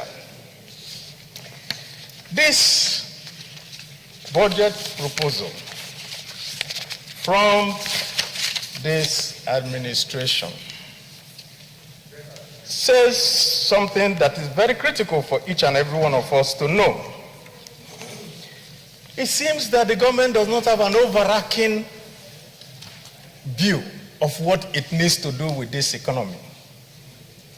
Secondly, it seems also that this government is insensitive to the Nigerian public, increasing taxes and making sure that everything that we do, we want to tax everyone out of our lives as we see. Now, Mr. President, this budget is nothing but the same, and I'm just going to prove it in a very few minutes. In 2016, Mr. President, let us look at what this government had put as its budget. The budget of 2016 was 3.65, revenue of 3.65, and at the end of the year, we had a revenue performance in 2016 of 32%. In 2017, instead of trying to readjust to the reality, we still went ahead and did the same thing, which is exactly what we're doing today. Put bogus figures, and then in 2017, we still had a whopping 53% shortfall in our revenue. That means that if every year since 2016 we have always had a whopping 50% less revenue than we project, what we have put today, a revenue of 7.5 or 7.6 trillion, we're also not going to be able to realize that. That means that we're going to realize about 38% of the projected revenue. If that is what is going to be, the budget is already at fault. It cannot take us to where we want to go. Now, what we want is that we have a budget that is based on realistic expectations. This budget is based on, we're going to sell assets, we're going to have all the agencies of government make more money and all that. That is unrealistic, totally unrealistic. And we are not also so sure what the oil situation is going to be. No, I cannot be confined to the same. Mr. Minority Leader, let me remind you that the budget estimates is an estimate and assumptions, and that is what everybody does from 1999 when we came to this National Assembly, and that is what it will continue to be. So I think concentrate on those things that you think we can do to make this budget perform optimally. Mr. President, if the budget is based on an assumption, which you say, I agree with you, but why are you not assuming properly? Why are you also assuming the wrong thing? So we're also going to look at the assumptions and assume that you know what you are assuming about. So we want to go ahead and say that this 2021 budget does not reflect an understanding of the fundamental challenges that beset this country. If it reflected it, it would not be like this. We won't budget for what we know that we're not going to see. How would you budget 100% knowing that you're going to get only 30%? And how can we have a budget? Every year we have a budget in which the capital budget and the debt are almost equal. What does that tell us? How do we go forward from there? So, Mr. President, I will leave some of my colleagues to still speak on this budget, but I can say only one thing. This budget is nothing but what Fela has said. Old news. Every time the same old news. Nothing new. Well, thank you very much for that brilliant presentation. I think, hold on, just by way of reminder, the minority leader, you know, if I were you, I would speak the same way. But let me say this. The 2014 budget, and go and look at it, go and cross-check, fact-check, had only 15% for capital. Even when the administration then had plenty of money. And today, just hold on.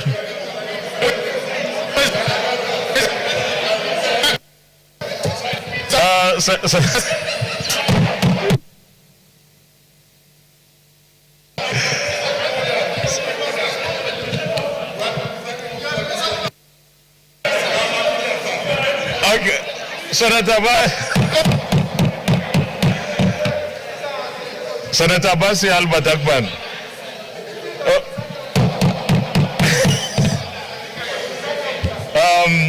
Distinguished colleagues, let me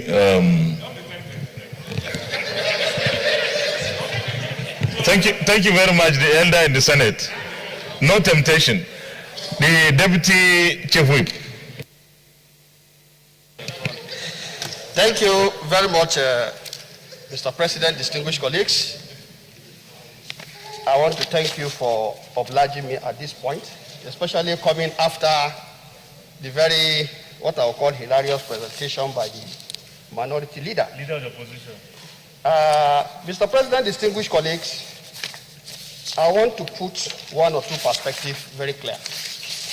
In his submission, he is saying this budget does not have an overarching philosophy or understanding of the fundamental challenges of the country. What can be further from the truth? And I think perhaps he's only playing to the gallery of opposition. Mr. President, distinguished colleagues, this administration's budget is clearly a budget of recovery and resilience.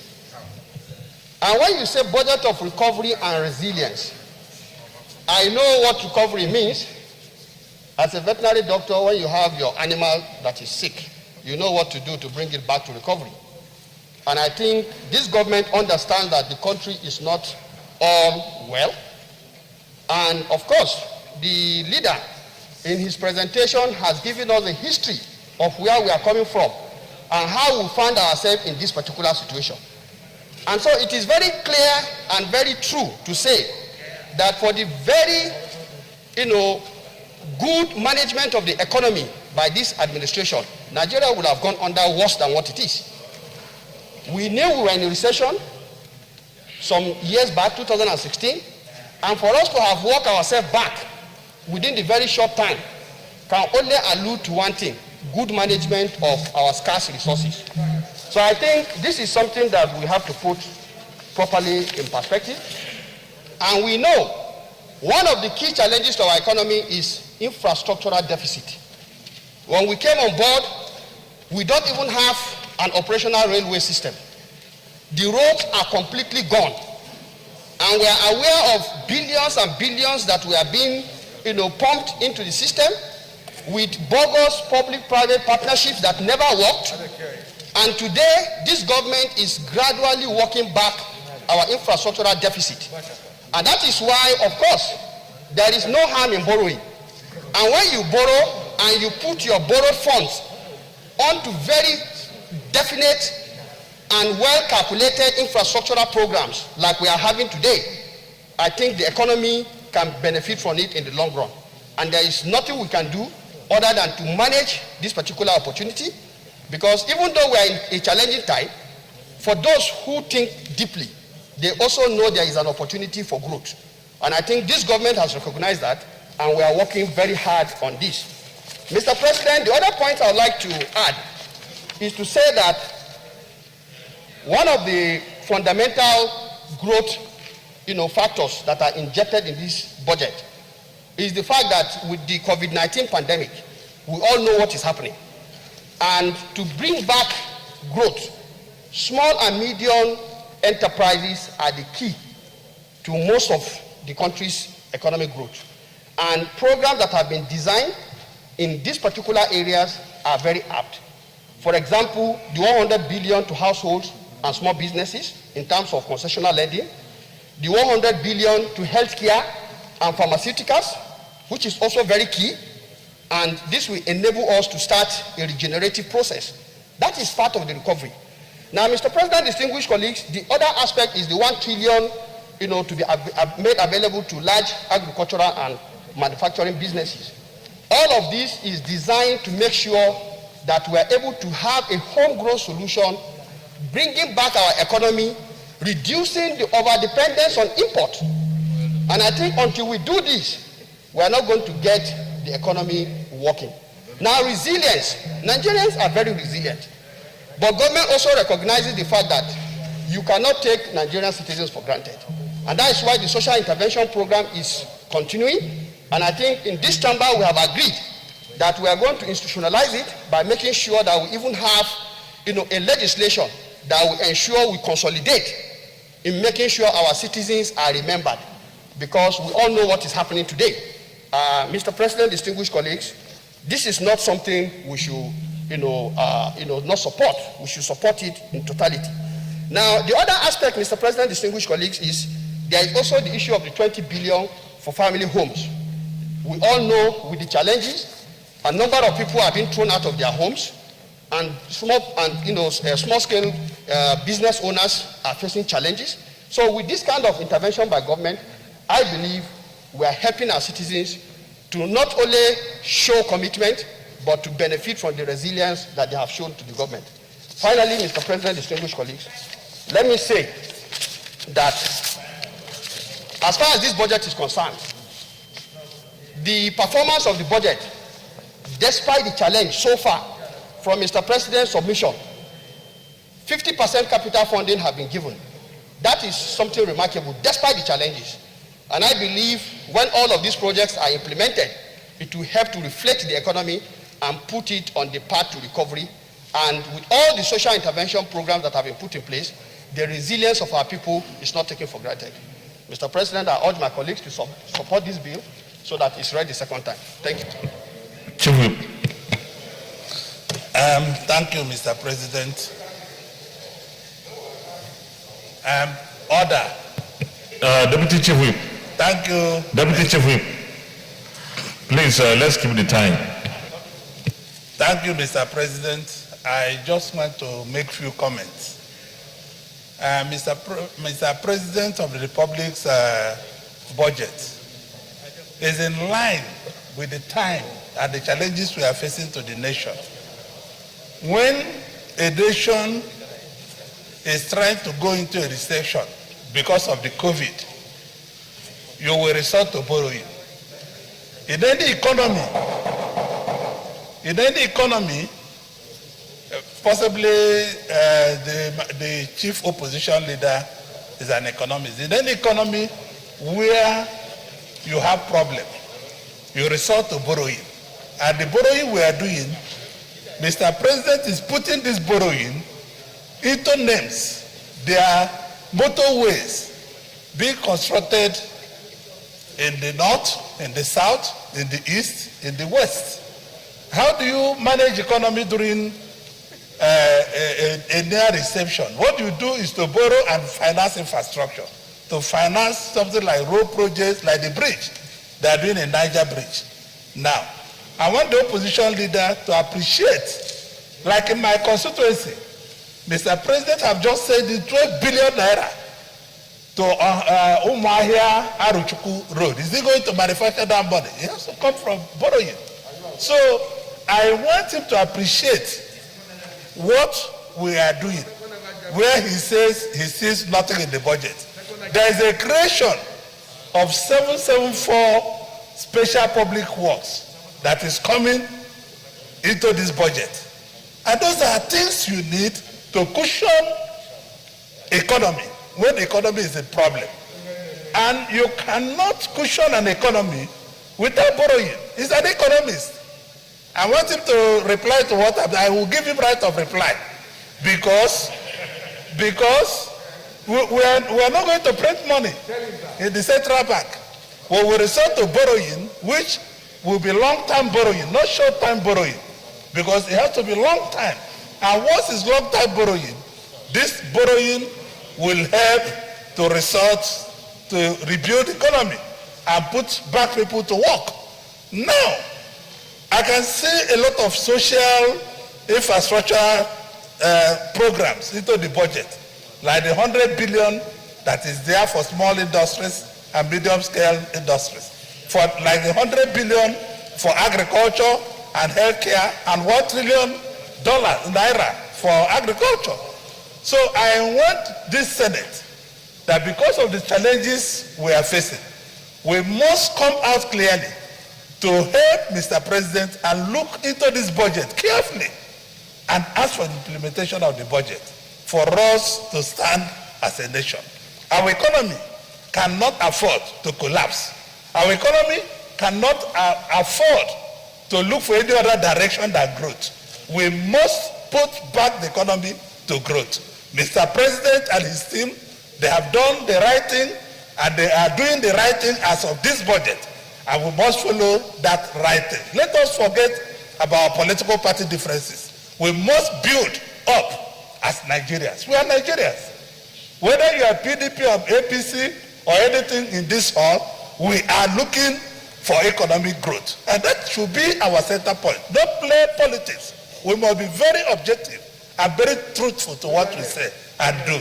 Mr. President, I want to thank you for this opportunity. Well, thank you very much. Distinguished colleagues, I have a list here, so I will go strictly by the list. If you are here, you have not written your name and you want to speak today, you can add your name here or you can write it.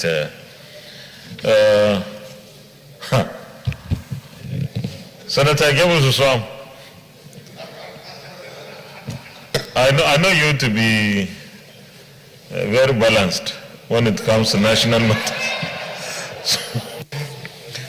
Yeah, Mr. President, my name is Dr. Gabriel Suswam, representing Benue Northeast. Mr. President, I want to thank you because I will be balanced, but I want to appeal with my colleagues on both sides of the aisle. Now, we're talking about a national issue, and we're introducing partisanship in it. This affects all concerned Nigerians. It doesn't affect only PDP, it doesn't affect only APC. So I would expect that we should speak to the president's speech. And if we look at, I'm going to speak to the president's speech, and then the presentation of the leader of the Senate. Mr. President, the President of the Federal Republic of Nigeria couched this budget of economic recovery and resilience. Mr. President, when you talk about recovery, it means that something has gone wrong and you want to recover what has gone wrong. Mr. President was very sincere in the manner and from what he presented. And I'll go to the first page of the President's speech. This is not a partisan issue. This is not about whether this is done here or this is done here. This is about us Nigerians. Mr. President said, in the last quarter of this year, that is 2020, that the real GDP, gross domestic product of this country, contracted by 6.1%. That is an acceptance that something went fundamentally wrong. Mr. President, you move further.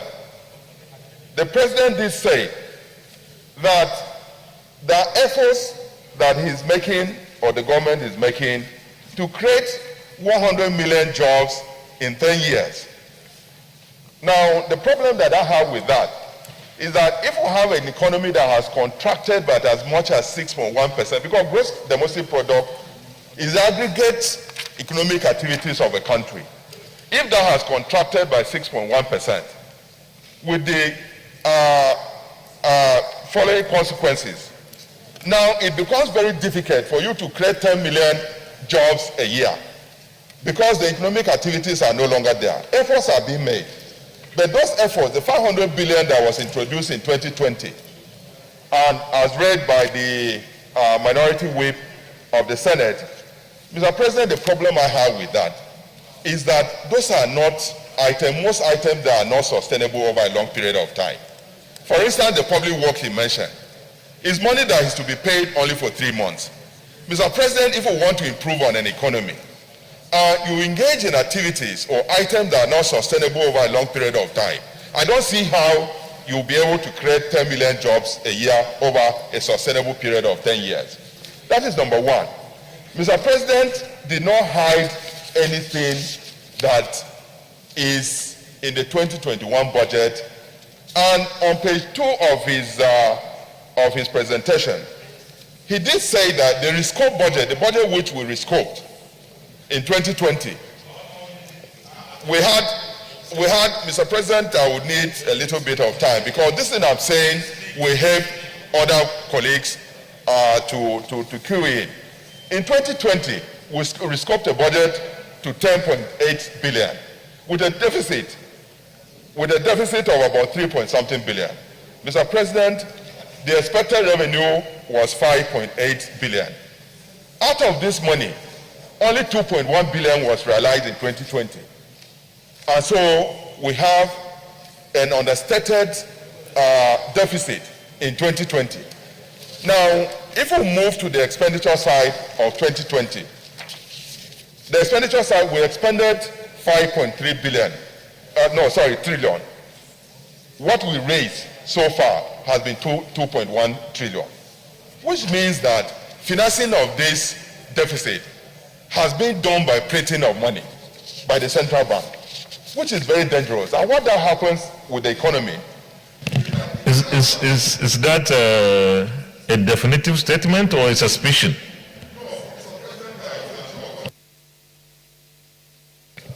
Mr. President, when you engage in domestic borrowing, you are printing money. That is what it means. Domestic borrowing is printing of money. So we are basically, yes. Wait. Chairman of Finance.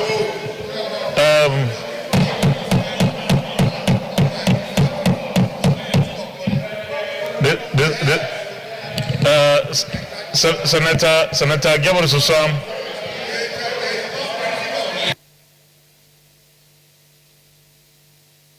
Order.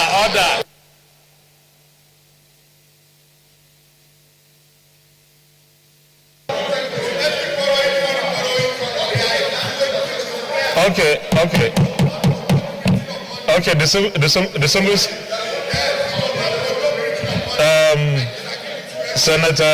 Senator Gabriel Susam, just hold on.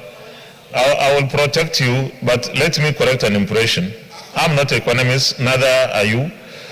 But I know that the domestic borrowing does not strictly translate into printing of money. You go to banks and compete to get funds. So I think the chairman of finance will have your time. Continue. You are protected now. Chairman of finance, you are interjecting. No, wait, when your time comes. Mr. President, I'm not disputing what the leader and the chairman of finance is saying, but what I'm saying is this. Most of the time, Mr. President, when you do domestic borrowing, you crowd out the private sector.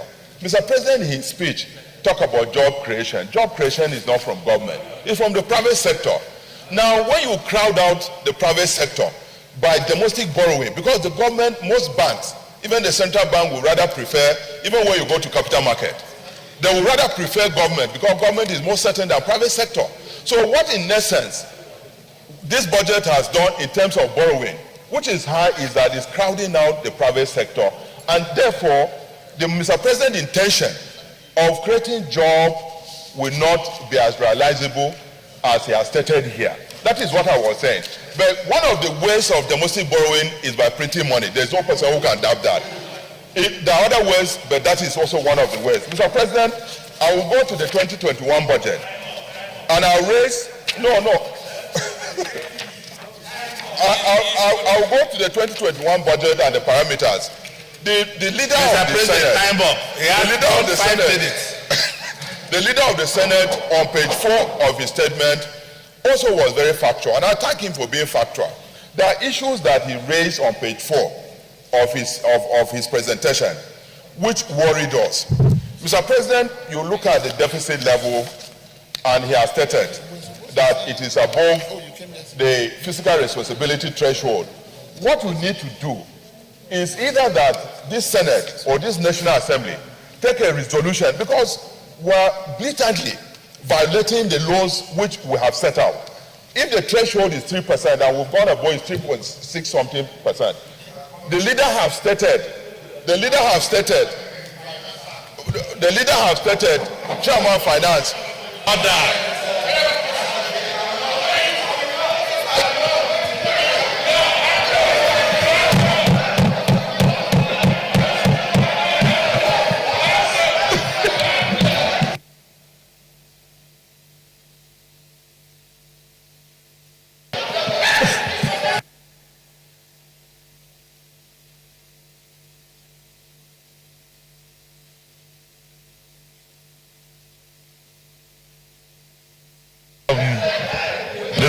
Distinguished colleagues, distinguished colleagues,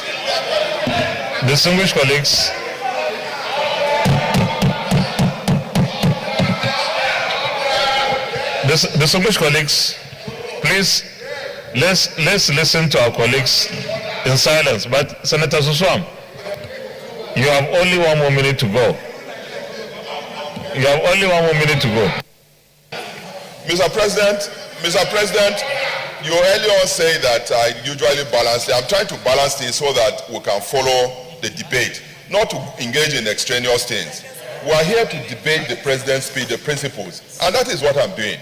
Mr. President, the leader did mention, and it is in page 4 of his statement, that the borrowing is not sustainable and that we need to go outside of the box to sustain that. It's on page 4. I'm not saying anything that is outside of that speech. Mr. President, the deficit has gone beyond 3%, which is set by the statute which we passed. What I'm going with is argument that we need to, either by way of resolution, allow it. Solomon should wait and tell us that is coming under the finance bill that is coming, so that we can do this. So now, Mr. President, the World Bank did say that debt service to revenue ratio should not be more than 22.5%. The debt service to ratio that we have as a country now is about 60%. The implication of that, Mr. President, is that for every 100 naira earned in this country, 60 naira of it goes on debt service. It's not sustainable, Mr. President. And we must accept the fact that we need to find a way in which we can reduce the borrowing. Finally, Mr. President, the chairman of finance led us, members of the committee, and we identified copiously that the GOC, government-owned enterprises, have engaged in excessive expenditure, which have added to the deficit. Mr. President, in his speech, also mentioned that that is our responsibility, it's not the responsibility of ministers, that the minister should monitor what the GOEs are doing. Mr. President, I think that if we look critically at the expenditure level of government-owned enterprises, we will substantially reduce the deficit. Deficit of the government means that ab initio, we are unable to finance it. And the leader also mentioned finally, Mr. President, that for us, the financing of this deficit is from borrowing proceeds of sales. Mr. President, we have understated the deficit because those proceeds of sales have not started and they are not even mentioned. And so it will be difficult for us to now say that we can finance deficit. There are 3 financing items. We've continued to borrow. Like I said, the implication of borrowing is that everything is crowded out in the private sector. And so it becomes a vicious cycle. When we come into 2022 budget, we are going to borrow more. When will it end, Mr. President? That is the question. Thank you very much. Senator, okay, Jeff.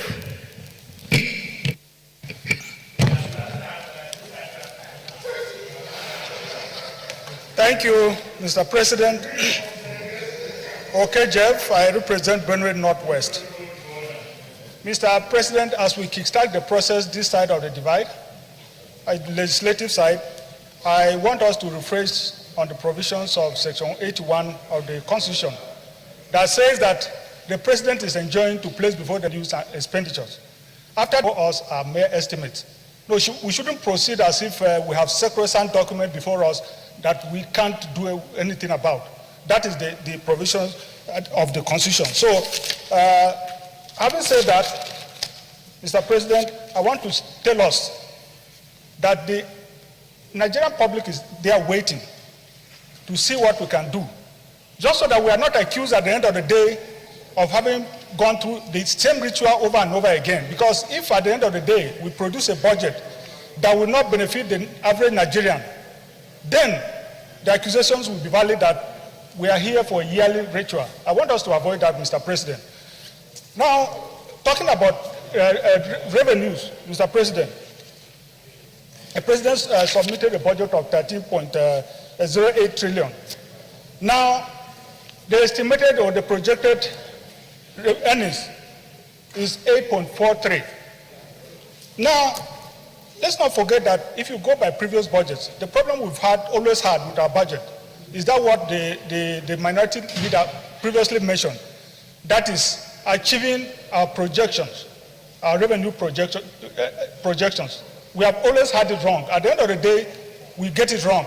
And as long as we get it wrong, that is where borrowing will come in, if we really have to fund. But if you look at how we have funded the budget, especially the capital component of the budget, we've always got it wrong. That is why I have problems with this budget. I have problem with the 13 trillion that we have, because there's nothing on ground to show that we really have the capacity to fund this budget.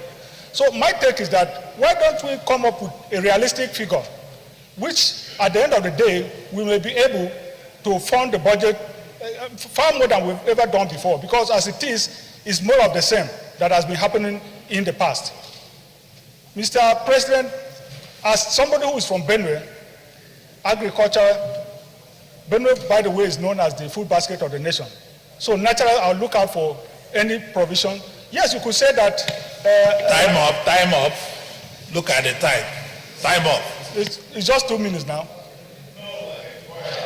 So agriculture, I look out for it. Yes, you could say that over 100 billion has been provided for agriculture. But if you look at what has been happening practically, one component of agriculture is provision of fertilizer to the average farmers, and it has been priced out of the reach of the average farmer. What are we going to do to ensure that not just the fantastic amount that has been provided, but this actually goes to help the average farmer? At the beginning, or at the outset of this administration, the President made a grandiose declaration about moving away from oil to other sectors, particularly agriculture. And I was very excited, and every time I had opportunity to speak on the media, I re-echoed that, because I knew it was going to be very helpful. But what can we say? I'm just thinking, how much has agriculture provided to the GDP year in, year out since this declaration was made? Unfortunately, not much.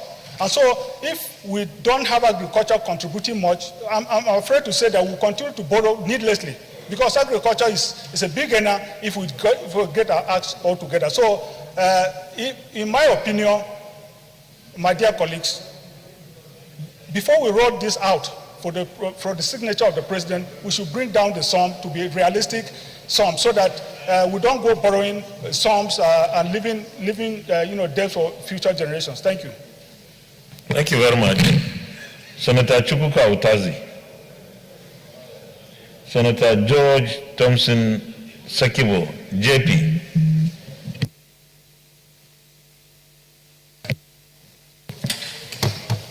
Thank you, Mr. Senior President. I'm Senator George Thompson Sekibo, Justice of the Peace. Mr. President, I represent the Rivers Central District. I did not intend to make a speech for this budget, but because it's my duty to do so. So I have just noted some fears I have, and I will talk about the fears. When we address them, we are addressing the problems of Nigerians. I am not speaking because I am in PDP. I am speaking as a senator of the Federal Republic of Nigeria. Mr. President, the first issue I will raise is about our Naira exchange rate to the dollar. That is a problem. We have to do something deliberately to be sure that that is controlled. I'm saying so because in 2015, between January and May, it was 177, 180. But at the end of the year, it averages 199.2425. It has gone in that way, 2016 to 300, 2017 to 259, now, as we speak today, this morning, is 383.4 that they are changing. And then the current budget has projected 378 for next year. That means that by the time we get implementing this budget, it might go to up to maybe 390 or more. And then you also know, most of us don't have the opportunity of getting money from CBN. Many Nigerians buy from the black market, and so that is a problem. We need to address it properly, so that it does not grow every year, adding more figures. It's not good for our image and for the interest of all of us. The next one I want to talk about is again budget deficit. It has increased 2015 1.04 to 2.22, 2.236, and so on. To last year 2.18, but today it is 5.20 trillion as deficit. Mr. President, that takes me to the budget itself. Now, the budget of 13.08 trillion has a deficit of 5.2 trillion. That means 39.76% of the budget is a huge sum. Now, debt services, 3.12 trillion. Mr. President, if we had a debt service to the budget deficit, it's already 8.32 trillion of the total budget. Now, debt service, we are paying the debt we are owing. Then we are borrowing again 5.2 trillion. These monies are not part of the real budget for our people. They are not. So we also have to look at it very well. Now, it means that the actual spendable budget is 36.6 trillion, which translates to 4.75 trillion. So you see that's a problem. Now I come back to another fear. Total budget 13.08, deficit 5.20, capital project 3.85 trillions. Can't we not imagine that, assuming we are not able to borrow money, we are not able to get loan from anywhere, then the capital is completely out of the budget? Because you must pay salary every day, the offices must be maintained. It means that the recorded expenditure will always be going on, whether we borrow or not. But now, if we don't borrow, we are going to have that kind of major problem. So we should look at it. These are fears. It's not about any person, but it's about fears. So, Mr. President, how can the capital project and the deficit you are thinking about, the capital project fund is far lower than the deficit. Assuming we don't have money to borrow, it means that we can only be able to take care of the government runnings, paying our salary and all that. Well, the leader has said that borrowing is better and we'll get the money. So I believe that we'll get the money and it's properly utilized. The other one I want to talk about is the Niger Delta Development Commission. Mr. President, we've been seeing figures that have been allocated to them annually. Unfortunately, at the end of every year, maybe 56% or less than maybe 60% will physically get into their hand. And the problems there are still going on. If you read paragraph 21 of the President's speech, he said, under the Road Infrastructure Credit Scheme, the following projects have been done. The C of those projects is the construction of Bodoboni Road with a bridge, with bridges across the channel, Kobe Channel. Mr. President, recently, the River State Caucus of National Assembly had a meeting with the LNG staff, and this issue was raised. They told us that the federal government has not been able to meet up the obligation. You know, the project is divided. They are bringing 60 billion, and the federal government is bringing 60 billion. The work is going on, but they are not getting money from the federal government. And they are appealing that, look, why not take part of your earning from the LNG in the year and invest in this project so that they can keep on just going on with the work than waiting for a job that could be finished in 2 years for 10, 20 years. Now, in this budget, I think about 24 billion is provided for that purpose. The fear again, capital projects are not normally fully funded. Maybe we may have something much more less than it. The East-West Road, Mr. President, is a problem. Some provisions are made. We have been talking about this East-West Road. Time up. We have been talking about this East-West Road virtually every year in every budget, but nothing much has come out of it. And these roads leads to, especially, let me talk about the part in River State, leads to the petrochemical industry, it leads to 2 refineries, it leads to the Noctere Fertilizer Company, this, and again, the Federal Ocean Terminals and the Free Zone. Now, these roads lead to this national investment, and it is not done. Last weekend, I was going to my community from Port Harcourt. I spent, with escorts, I spent 2.5 hours on the road, while the vehicle that was behind me that was stopped spent 4.5 hours to reach. It's just about 30-35 minutes drive is the problem we are having. Well, I think it is in the Ministry of Niger Delta. Let us give attention to it. If you are not doing it for the people of the zone, no, where it traverses through, you are doing it for your national investment, your national asset. We are making roads to areas where we don't have such assets.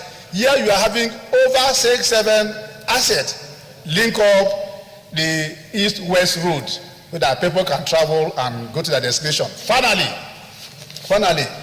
I don't have other argument with Mr. President and the budget he has read. My prayer is that when we keep on taking borrowing and it's increasing, last year 2 point something, now it's 5.2, maybe next year it will be 8 point something. And if you look at the total debt we are now having against our country, is over 30 something trillion that the country is owing. It means that it is more than even 3 times of the budget we are talking about. There is a fear in the country. Let's put our heads down as Nigerians and make sure that we are running with the speed that can salvage our country. Thank you, Mr. President.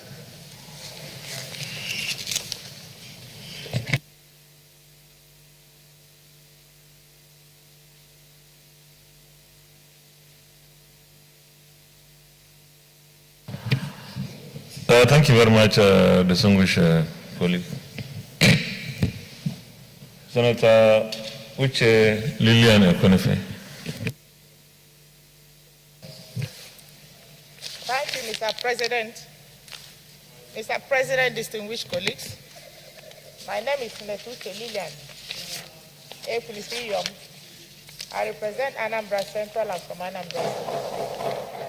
Mr. President, first of all, let me commend you for the timely consideration of this year's budget implementation and budget defense. Mr. President, with the timely consideration of the budget, obviously we are going to keep to our normal cycle of January to December financial year end. But having achieved that, Mr. President, the next one we must achieve is the implementation, budget implementation. For the past 4 years, we have not been able to implement our budget up to 70%. We can allocate all these funds to all the agencies, especially agriculture, roads, and power and all of that. And we don't implement up to 60%. Mr. President, the growth we're expecting to have in our country will never be achieved. Mr. President, I have the privilege of chairing the Committee on Science and Technology. It may interest you to know that 2020 budget implementation, even though that COVID-19, of course, affected the budget globally. But the COVID funding for 500 billion, COVID funding, not 1 naira was made available to science and technology. Mr. President, science, technology, innovation, and research is a very critical sector of the economy that deserves the attention of the government. A country like Egypt, Mr. President, budgeted $6 billion for science and technology. South Africa budgeted $6.4 billion, while Nigeria is budgeting below $170 million. Mr. President, the fact is not just budgeting this money. What percentage of that budget is going to be implemented? Mr. President, another area I also want to bring up is the issue of statutory allocations. We have 2 major agencies in science and technology, NASENI, National Agency for Science and Engineering Infrastructure. Of course, the essence of that agency is to take the country from being consuming country to manufacturing country. That is the importance of that agency. The act establishing NASENI says that NASENI should take 1% from Federation account to fund the activities of NASENI. From the day that act came to be until today, not 1 naira has been given to NASENI. They have no right to choose the acts of parliament to obey and the ones not to obey. All acts of parliament carry equal standing in law, and not implementing it means they are choosing which ones to obey and which ones not to obey. There's another one, National Agency for Natural Medicine Agency. This one also has to collect 1% from Federation account, but till today, none of those monies have been released to that agency. Having said that, Mr. President, this is another financial budget we are considering. We have to look at those critical agencies, look at the critical ministries, and be able to release their funding and also follow up with the implementation of such budget releases to them. Mr. President, another area I want to also point out is the issue of decay of infrastructure. We budgeted a lot of money for agriculture, but the road infrastructure has been so decayed that it's difficult for farmers to even convert their goods from the production site to the consumption site. A road like from Enugu to Onitsha is not passable. And that road has been in that status for the past 15 years because of the partial implementation of our budget. Contractors can be on site this year. 3 years, they will never be on that site. The road will even decay more than it was when they started the road. So I believe that implementation of our budget is as critical as the budget itself. Without proper implementation of the budget, it will be difficult for Nigerians to get gain or to get value from all the monies we have allocated to all the ministries and the agencies of government. So, Mr. President, my main purpose of standing up to talk is that we have to pay more attention to implementation of Nigerian budget than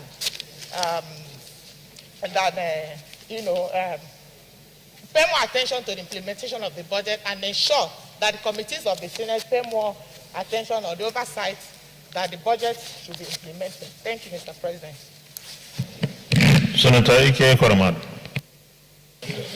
Thank you, Mr. President. Very distinguished colleagues. I'll simply go to the issues. But before that, let me honestly express my gratitude to the executive arm for the second year running, bringing the budget on time. I just do believe that we'll have the opportunity to interrogate the budget and come up with an appropriation act that will serve our country very well. A lot has been said about the debt issue. I'm not going to dwell on it, but let me make some points I consider very worrisome. The first is the issue of the debt to GDP ratio. As admitted by the Senate leader, we've exceeded the threshold of 3.0. For the first time, we have 3.64 as the debt to GDP ratio. Because this is still an estimate, I just want to appeal that the Committee on Finance and the Appropriation Committee need to meet to find a solution to this. Because one indication that the country is overborrowing is when you cross the threshold of 3.0. So now we have 3.64, and I think it's something we need to address. Because any money we are borrowing today has to be paid, maybe by this generation or our own children. In the past, I've been very worried about the way we are going in terms of borrowing. But there's an area of it that has been of major concern to me, which is where we borrow from. We've not been borrowing sufficiently from the multilateral agencies such as the World Bank and IMF, but I've shown much concern in the loan being given by China. And I don't think that is the way to go. China will never forgive you. They're not going to let you go off any of the debts. Because all the money you're collecting from China goes to specific projects. And once these monies are not paid, China will take over those facilities. So that's the worrisome aspect of it. So we must be wary of Chinese loans. Mr. President, distinguished colleagues, the other issue is the issue of social intervention. In the past years, we spent a lot of money on social intervention. And it seems that we're not getting the required results, which is to decrease unemployment. We still have young men who are frustrated out there looking for jobs. It is time we depart from the palliatives of social intervention and begin to deal with real issues of job creation by investing and expanding our investment in ICT, in industry and industrialization, and in modern agriculture, because the agriculture we have today is not attractive to young people. We must create lifestyle centers around agriculture, where we have stadium, shops, play areas, and other facilities, including health facilities, in modern farms that can attract young men and women to take to farming. Until we do that, it will remain unattractive to our young people, and then it will remain what it is, which is subsistence. Mr. President, distinguished colleagues, the other area is the issue of value to cost. I listened to the budget, and it appears to me that government is going to make certain expenditure in terms of providing health centers in many parts of Nigeria. The problem with this is that in the past, these have not shown that there's cost to value. My experience, I'm sure it's also your own experience, is that we have tried to intervene in our respective areas by building health centers. What has happened is that those health centers were never put to use. And the reason is quite clear, because the federal government don't have doctors at that level. So when you do these health centers, nobody manages them. They don't have doctors, they don't have nurses.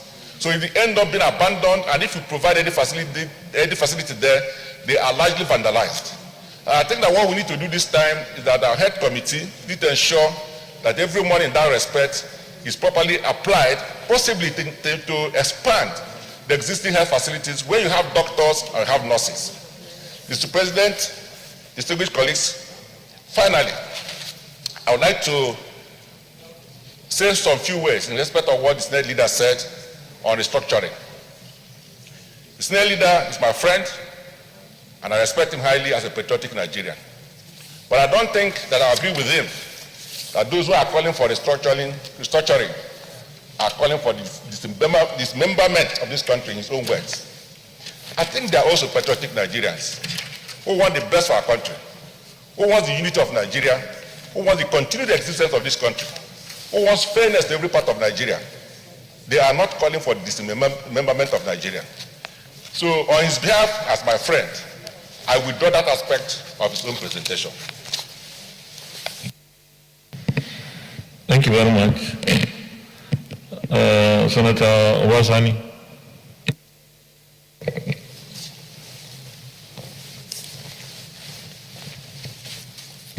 Thank you, Mr. President. My distinguished colleagues, I am Obesani, representing Kaduna Central. Mr. President, I would like to make a few remarks or comments as regard to most of the issues raised by my colleagues this morning. But I would like to differ with some of the comments, particularly in the area of borrowing. We are all in this country and we know what is happening around the world.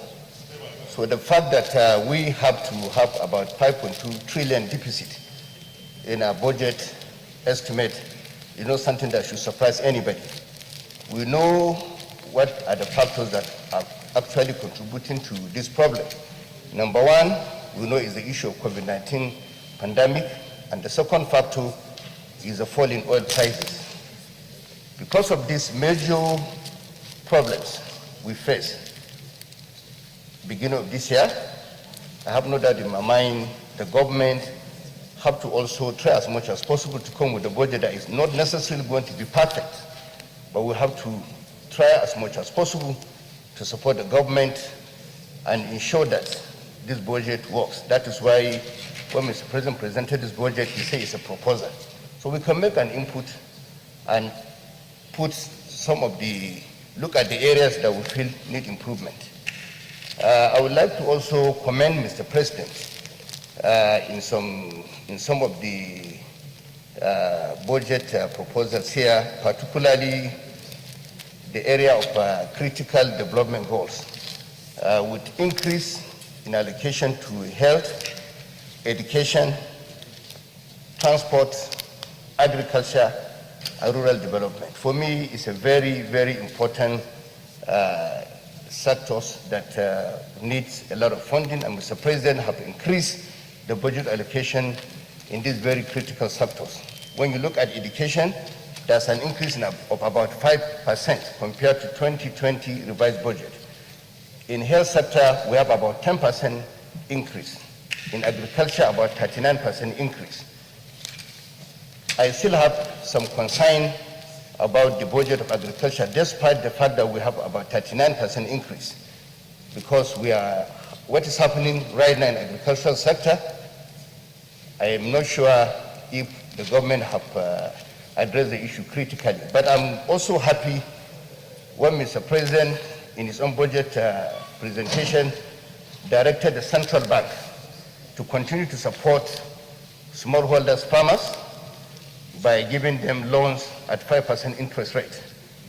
But I want to appeal to Mr. President to extend the deadline to at least December next year, because we are likely going to face a major problem of food insecurity in our country, and I believe we need to continue to support agriculture and support smallholders farmers. That is the only way we can improve the level of productivity in our country and also stabilize our economy. I would like to commend Mr. President also in his own decision to partner with private sector, at least to be able to address the problem of infrastructure deficit. But my only observation here is that the budget do not come with the way they want to implement the partnership with the private sector. But I would like to suggest that when they are discussing the issue of partnership, I'm also aware the Central Bank of Nigeria will lead it with Sovereign Wealth and African Finance Company. I would like to appeal to those agencies to be careful in the way they carry the private sector, because they can only support them through tax waiver and import duties. I think that would be the best thing. But when I had the Minister of Works saying that some roads are commercially viable, I'm afraid, because I don't think in this country we should build roads with private sector and put toll gates. Only recently, the federal government increased the price of petroleum products, and that's affected the economy of our people. People are already suffering because of the increase in petroleum price. So I would like to appeal to those agencies that are going to sit down with the private sector to be also mindful of the fact that the people of this country don't need to be taxed again on any issue that has to do with infrastructure. Because of lack of time, I think I would like to allow my colleagues to make their comment, but finally, I think we also have to be very critical when we come to issue of budget defense, because this is a proposal, and I have realized that a lot of people have made a lot of observation. Nobody is saying that this budget is perfect, but we can support the proposal and make it even better. Thank you very much, Mr. President.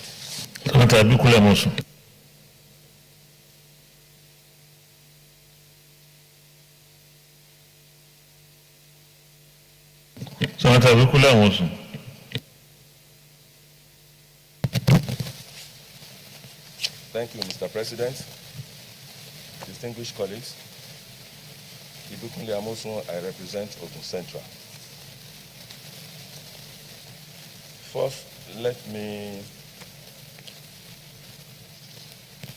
state that budget is a statement of intention. Truly, there are no perfect budgets. Sometimes, even at the end of the year, you can find out that some areas where you think you will probably achieve maybe 80 or 90%, you will end up maybe getting maybe even 95 or 100, and in some area it will drop. So arising from that, Mr. President, what will make maybe a budget work, or what will develop our country? Those are the ingredients that must be, there are some things that must be seen in any budget. And I want to say, having accepted the fact that there are no perfect budgets, and budget is a statement of intention, that this budget, as delivered by Mr. President, is something that I will say that all the building blocks that is needed for development are all there in this budget. Mr. President, I don't want us to forget where we are coming from and where we find ourselves now and what we envision to do. One, if you look at this budget, and as a matter of fact, I always say this all of the time, that maybe when you take away security, which is very critical, the next thing is infrastructure, because infrastructure is the enabler, is the pivot on which any development will rest on. And you will all agree with me, unless maybe we don't want to accept that fact, that as we speak today, we have huge infrastructural deficits. Indeed, what I begin to wonder every day is to ask ourselves, how have we been able to cope as a nation without all this infrastructure being in place? And this is the time that we can all see.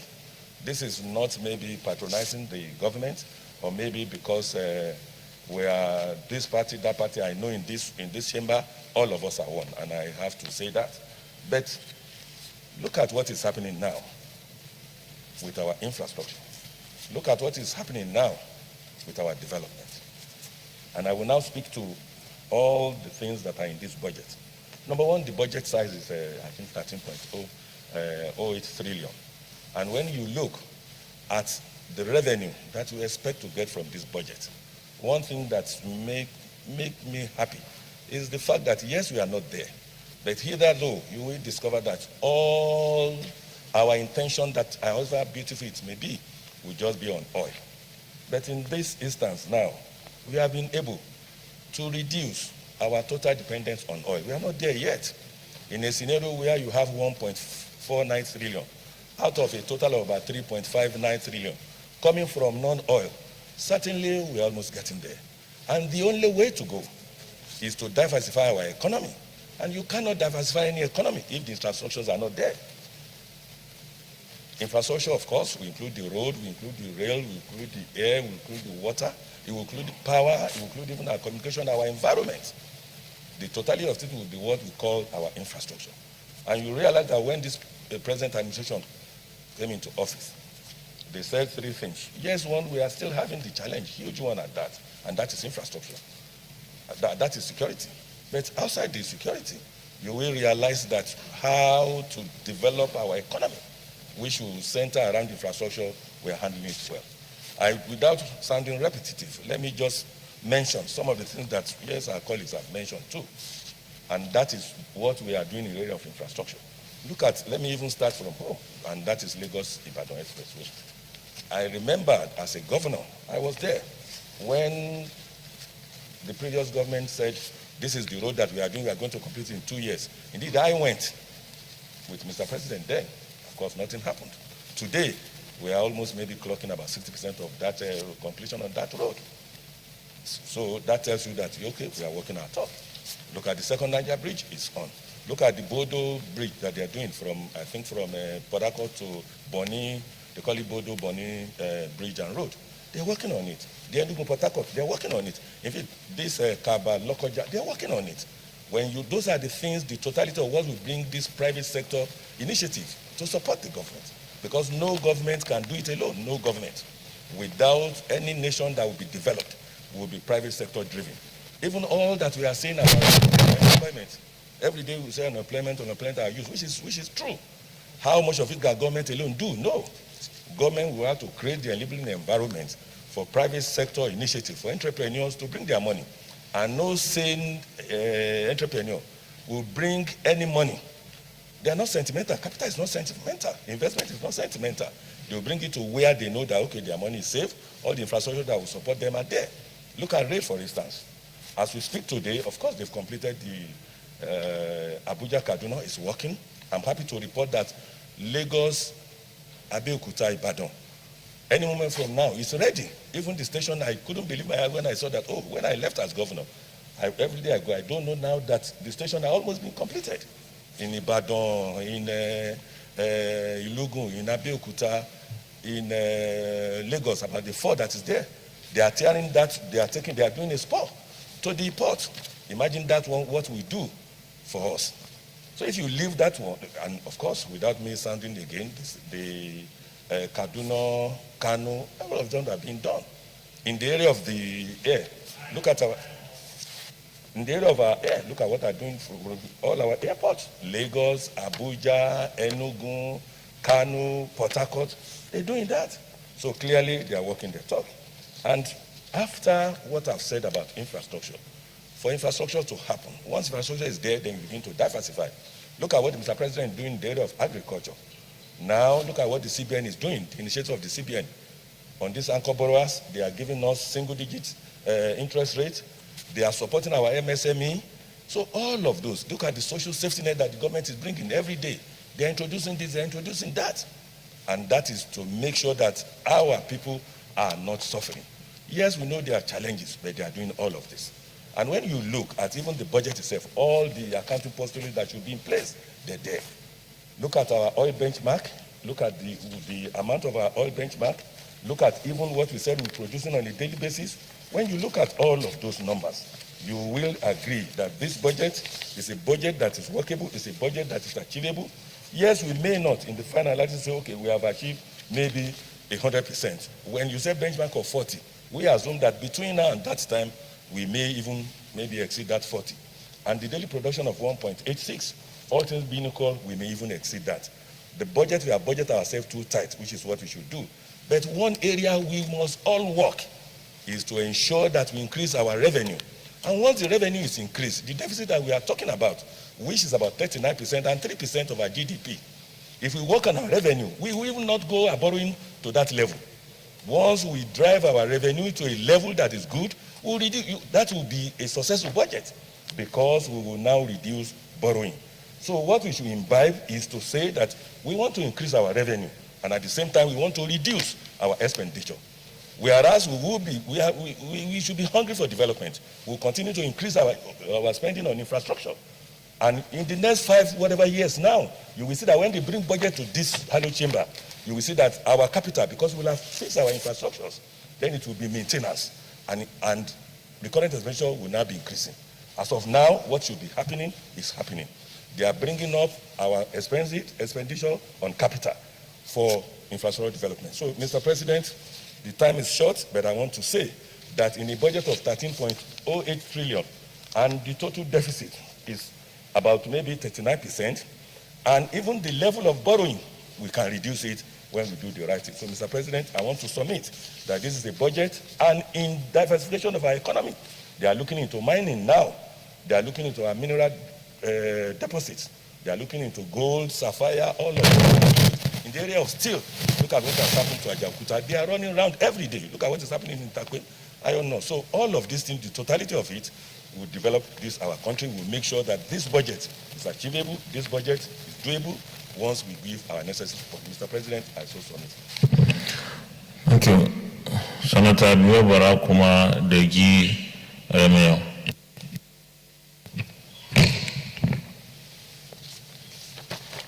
Thank you, Mr. President. My name is Senator Degi Eremien. I represent Bayelsa East. Mr. President and distinguished colleagues, I will try to, as much as possible, avoid the risk of repetition. And I want to say that Mr. President, given the team 2021 budget as a budget of economic recovery and resilience cannot be better captioned than the way he has done so, because of the fact that he has faced the realities, global realities, that are prevailing. And so I think that the presentations made by Mr. President are reflective of the content of the MTEF and fiscal strategy paper. And therefore, what is contained in the budget speech is a reflection of what we had already endorsed. Having said that, we are all aware that so many economies, the advanced economies, the emerging ones, the economies of the third world countries are all struggling to come out of recession on account of the COVID-19, pandemic. And I want to say that looking back at the way the federal government had battled with the global scourge of COVID-19, the expectation of the Western world was that the streets of African countries will be littered with dead bodies and what have you. But by the special grace of God, with determination and the resolute way and manner the federal government had fought this global pandemic, we have been able to come out of it to a very large extent where we can all see that the economy is stabilizing and we are gradually moving out of recession. That is worthy of commendation. We are aware also that governments have been able to fix a number of critical infrastructures in the country. Payment of salaries have been sustained successfully over this period of the pandemic. So, for me, we can give the government a pass mark as far as evaluation of the 2020 budget implementation is concerned. Having said that, I like to come from a different perspective. I subscribe to the thinking and views of Senator Abekule Amusu, who said that we need to address the issues of revenue generation. And the saying that where your treasure is, that is where your heart lies, is a statement of fact and will always stand the test of time.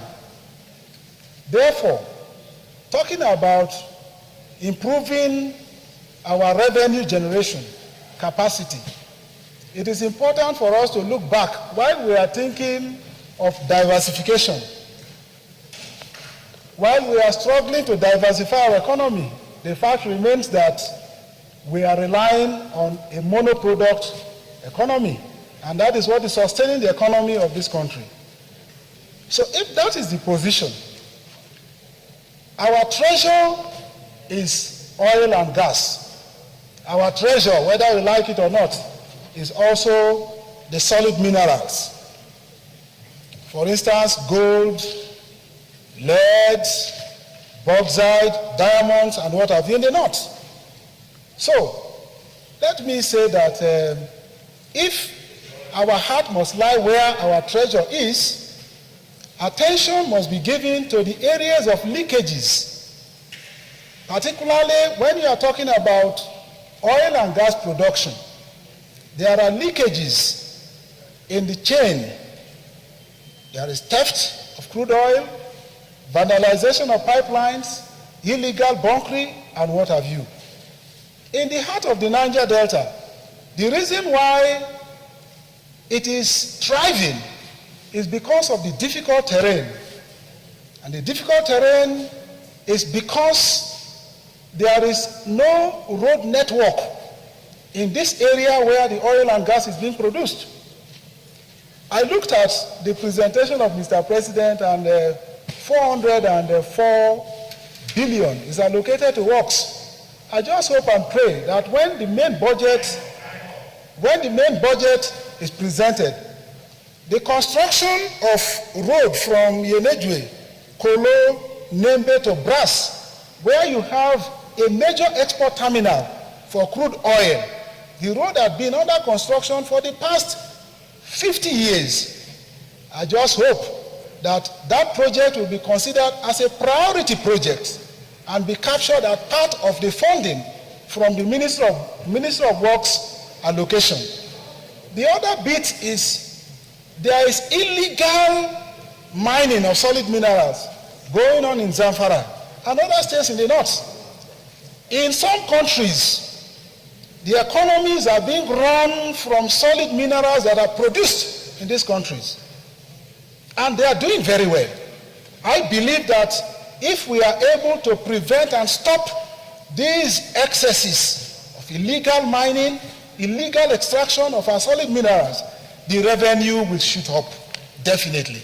And we will not be thinking about borrowing, so much so that the deficit is about 5 trillion naira. If the revenue increases, definitely funding of 13.08 trillion naira budget will not be too difficult.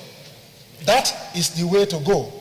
Mr. President, distinguished colleagues, this budget is a budget that can be implemented if we consider these areas of leakages and we are able to block them by giving priority attention to areas of critical infrastructure. Our revenue will increase. There's something you can round up now.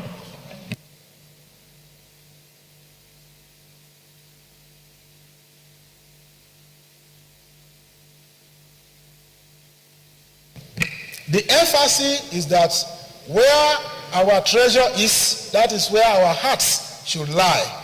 The Niger Delta is producing oil and gas. That is where we are funding this budget. And so the illegalities that are going on there should be checked.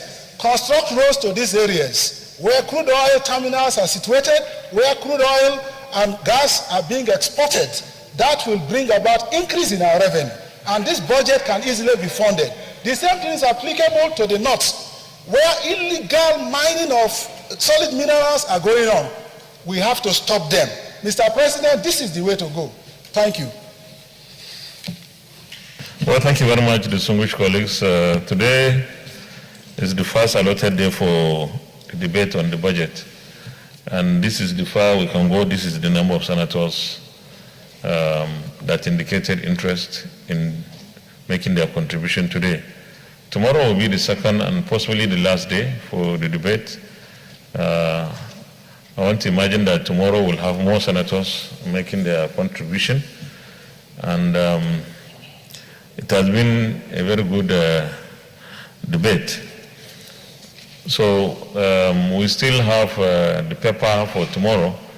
Whoever wants to speak tomorrow would have his name indicated there.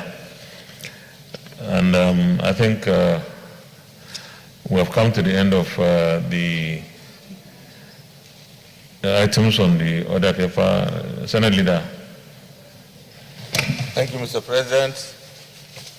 My highly respected and distinguished colleagues, I write to move a motion that having come to the end of the items that we have on the order paper today, I move that we adjourn until tomorrow, the 14th of October 2020 at 10 a.m. I so move. Minority Leader. Thank you, Mr. President. I reluctantly second. Why reluctantly? Oh, okay. But you have made your contribution. There's so much colleagues. Before I put the question, I have two letters to read. Northern Senators Forum, notice of meeting. This is to invite the single senators of the Northern Senators Forum to a meeting scheduled as follows. Date Wednesday, 14th October 2020, that is tomorrow. Time 2 p.m. prompt. Venue Conference Room 022, Senate New Building. The single senators are urged to attend. Signed, Senator Ali Magatakadawa Mako, Chairman. This is a letter from Senator Dr. Lawal Hassan Anka. Announcement of death. With great sadness, we, the family of Zamfara West Senatorial District, announces the death of our father, brother, and a senior citizen, Senator Yusha'u Muhammad Anka, who died on the 12th day of October 2020 after a protracted illness here in Abuja. Until his death, he served as a senator in the 4th and 5th assemblies of the Senate, leaving behind a wife and 6 children. The funeral prayer will be observed by 1:30 p.m. today, 13th October 2020, after Zuhr prayers at the National Mosque, Abuja. We solicit for your prayers that Allah subhanahu wa ta'ala forgives his shortcomings and grant him Jannatul Firdaus. Amen. Thank you. Signed, Senator Dr. Lawal Hassan Anka. Distinguished colleagues, with these 2 announcements, I will now put the question. Those in favor that the Senate do adjourn till tomorrow, Wednesday, the 14th day of October 2020 at 10 a.m. prompt, say aye. Those against, say nay. The ayes have it. The Senate is hereby adjourned till tomorrow, Wednesday, 14th day of October 2020 at 10 a.m. prompt.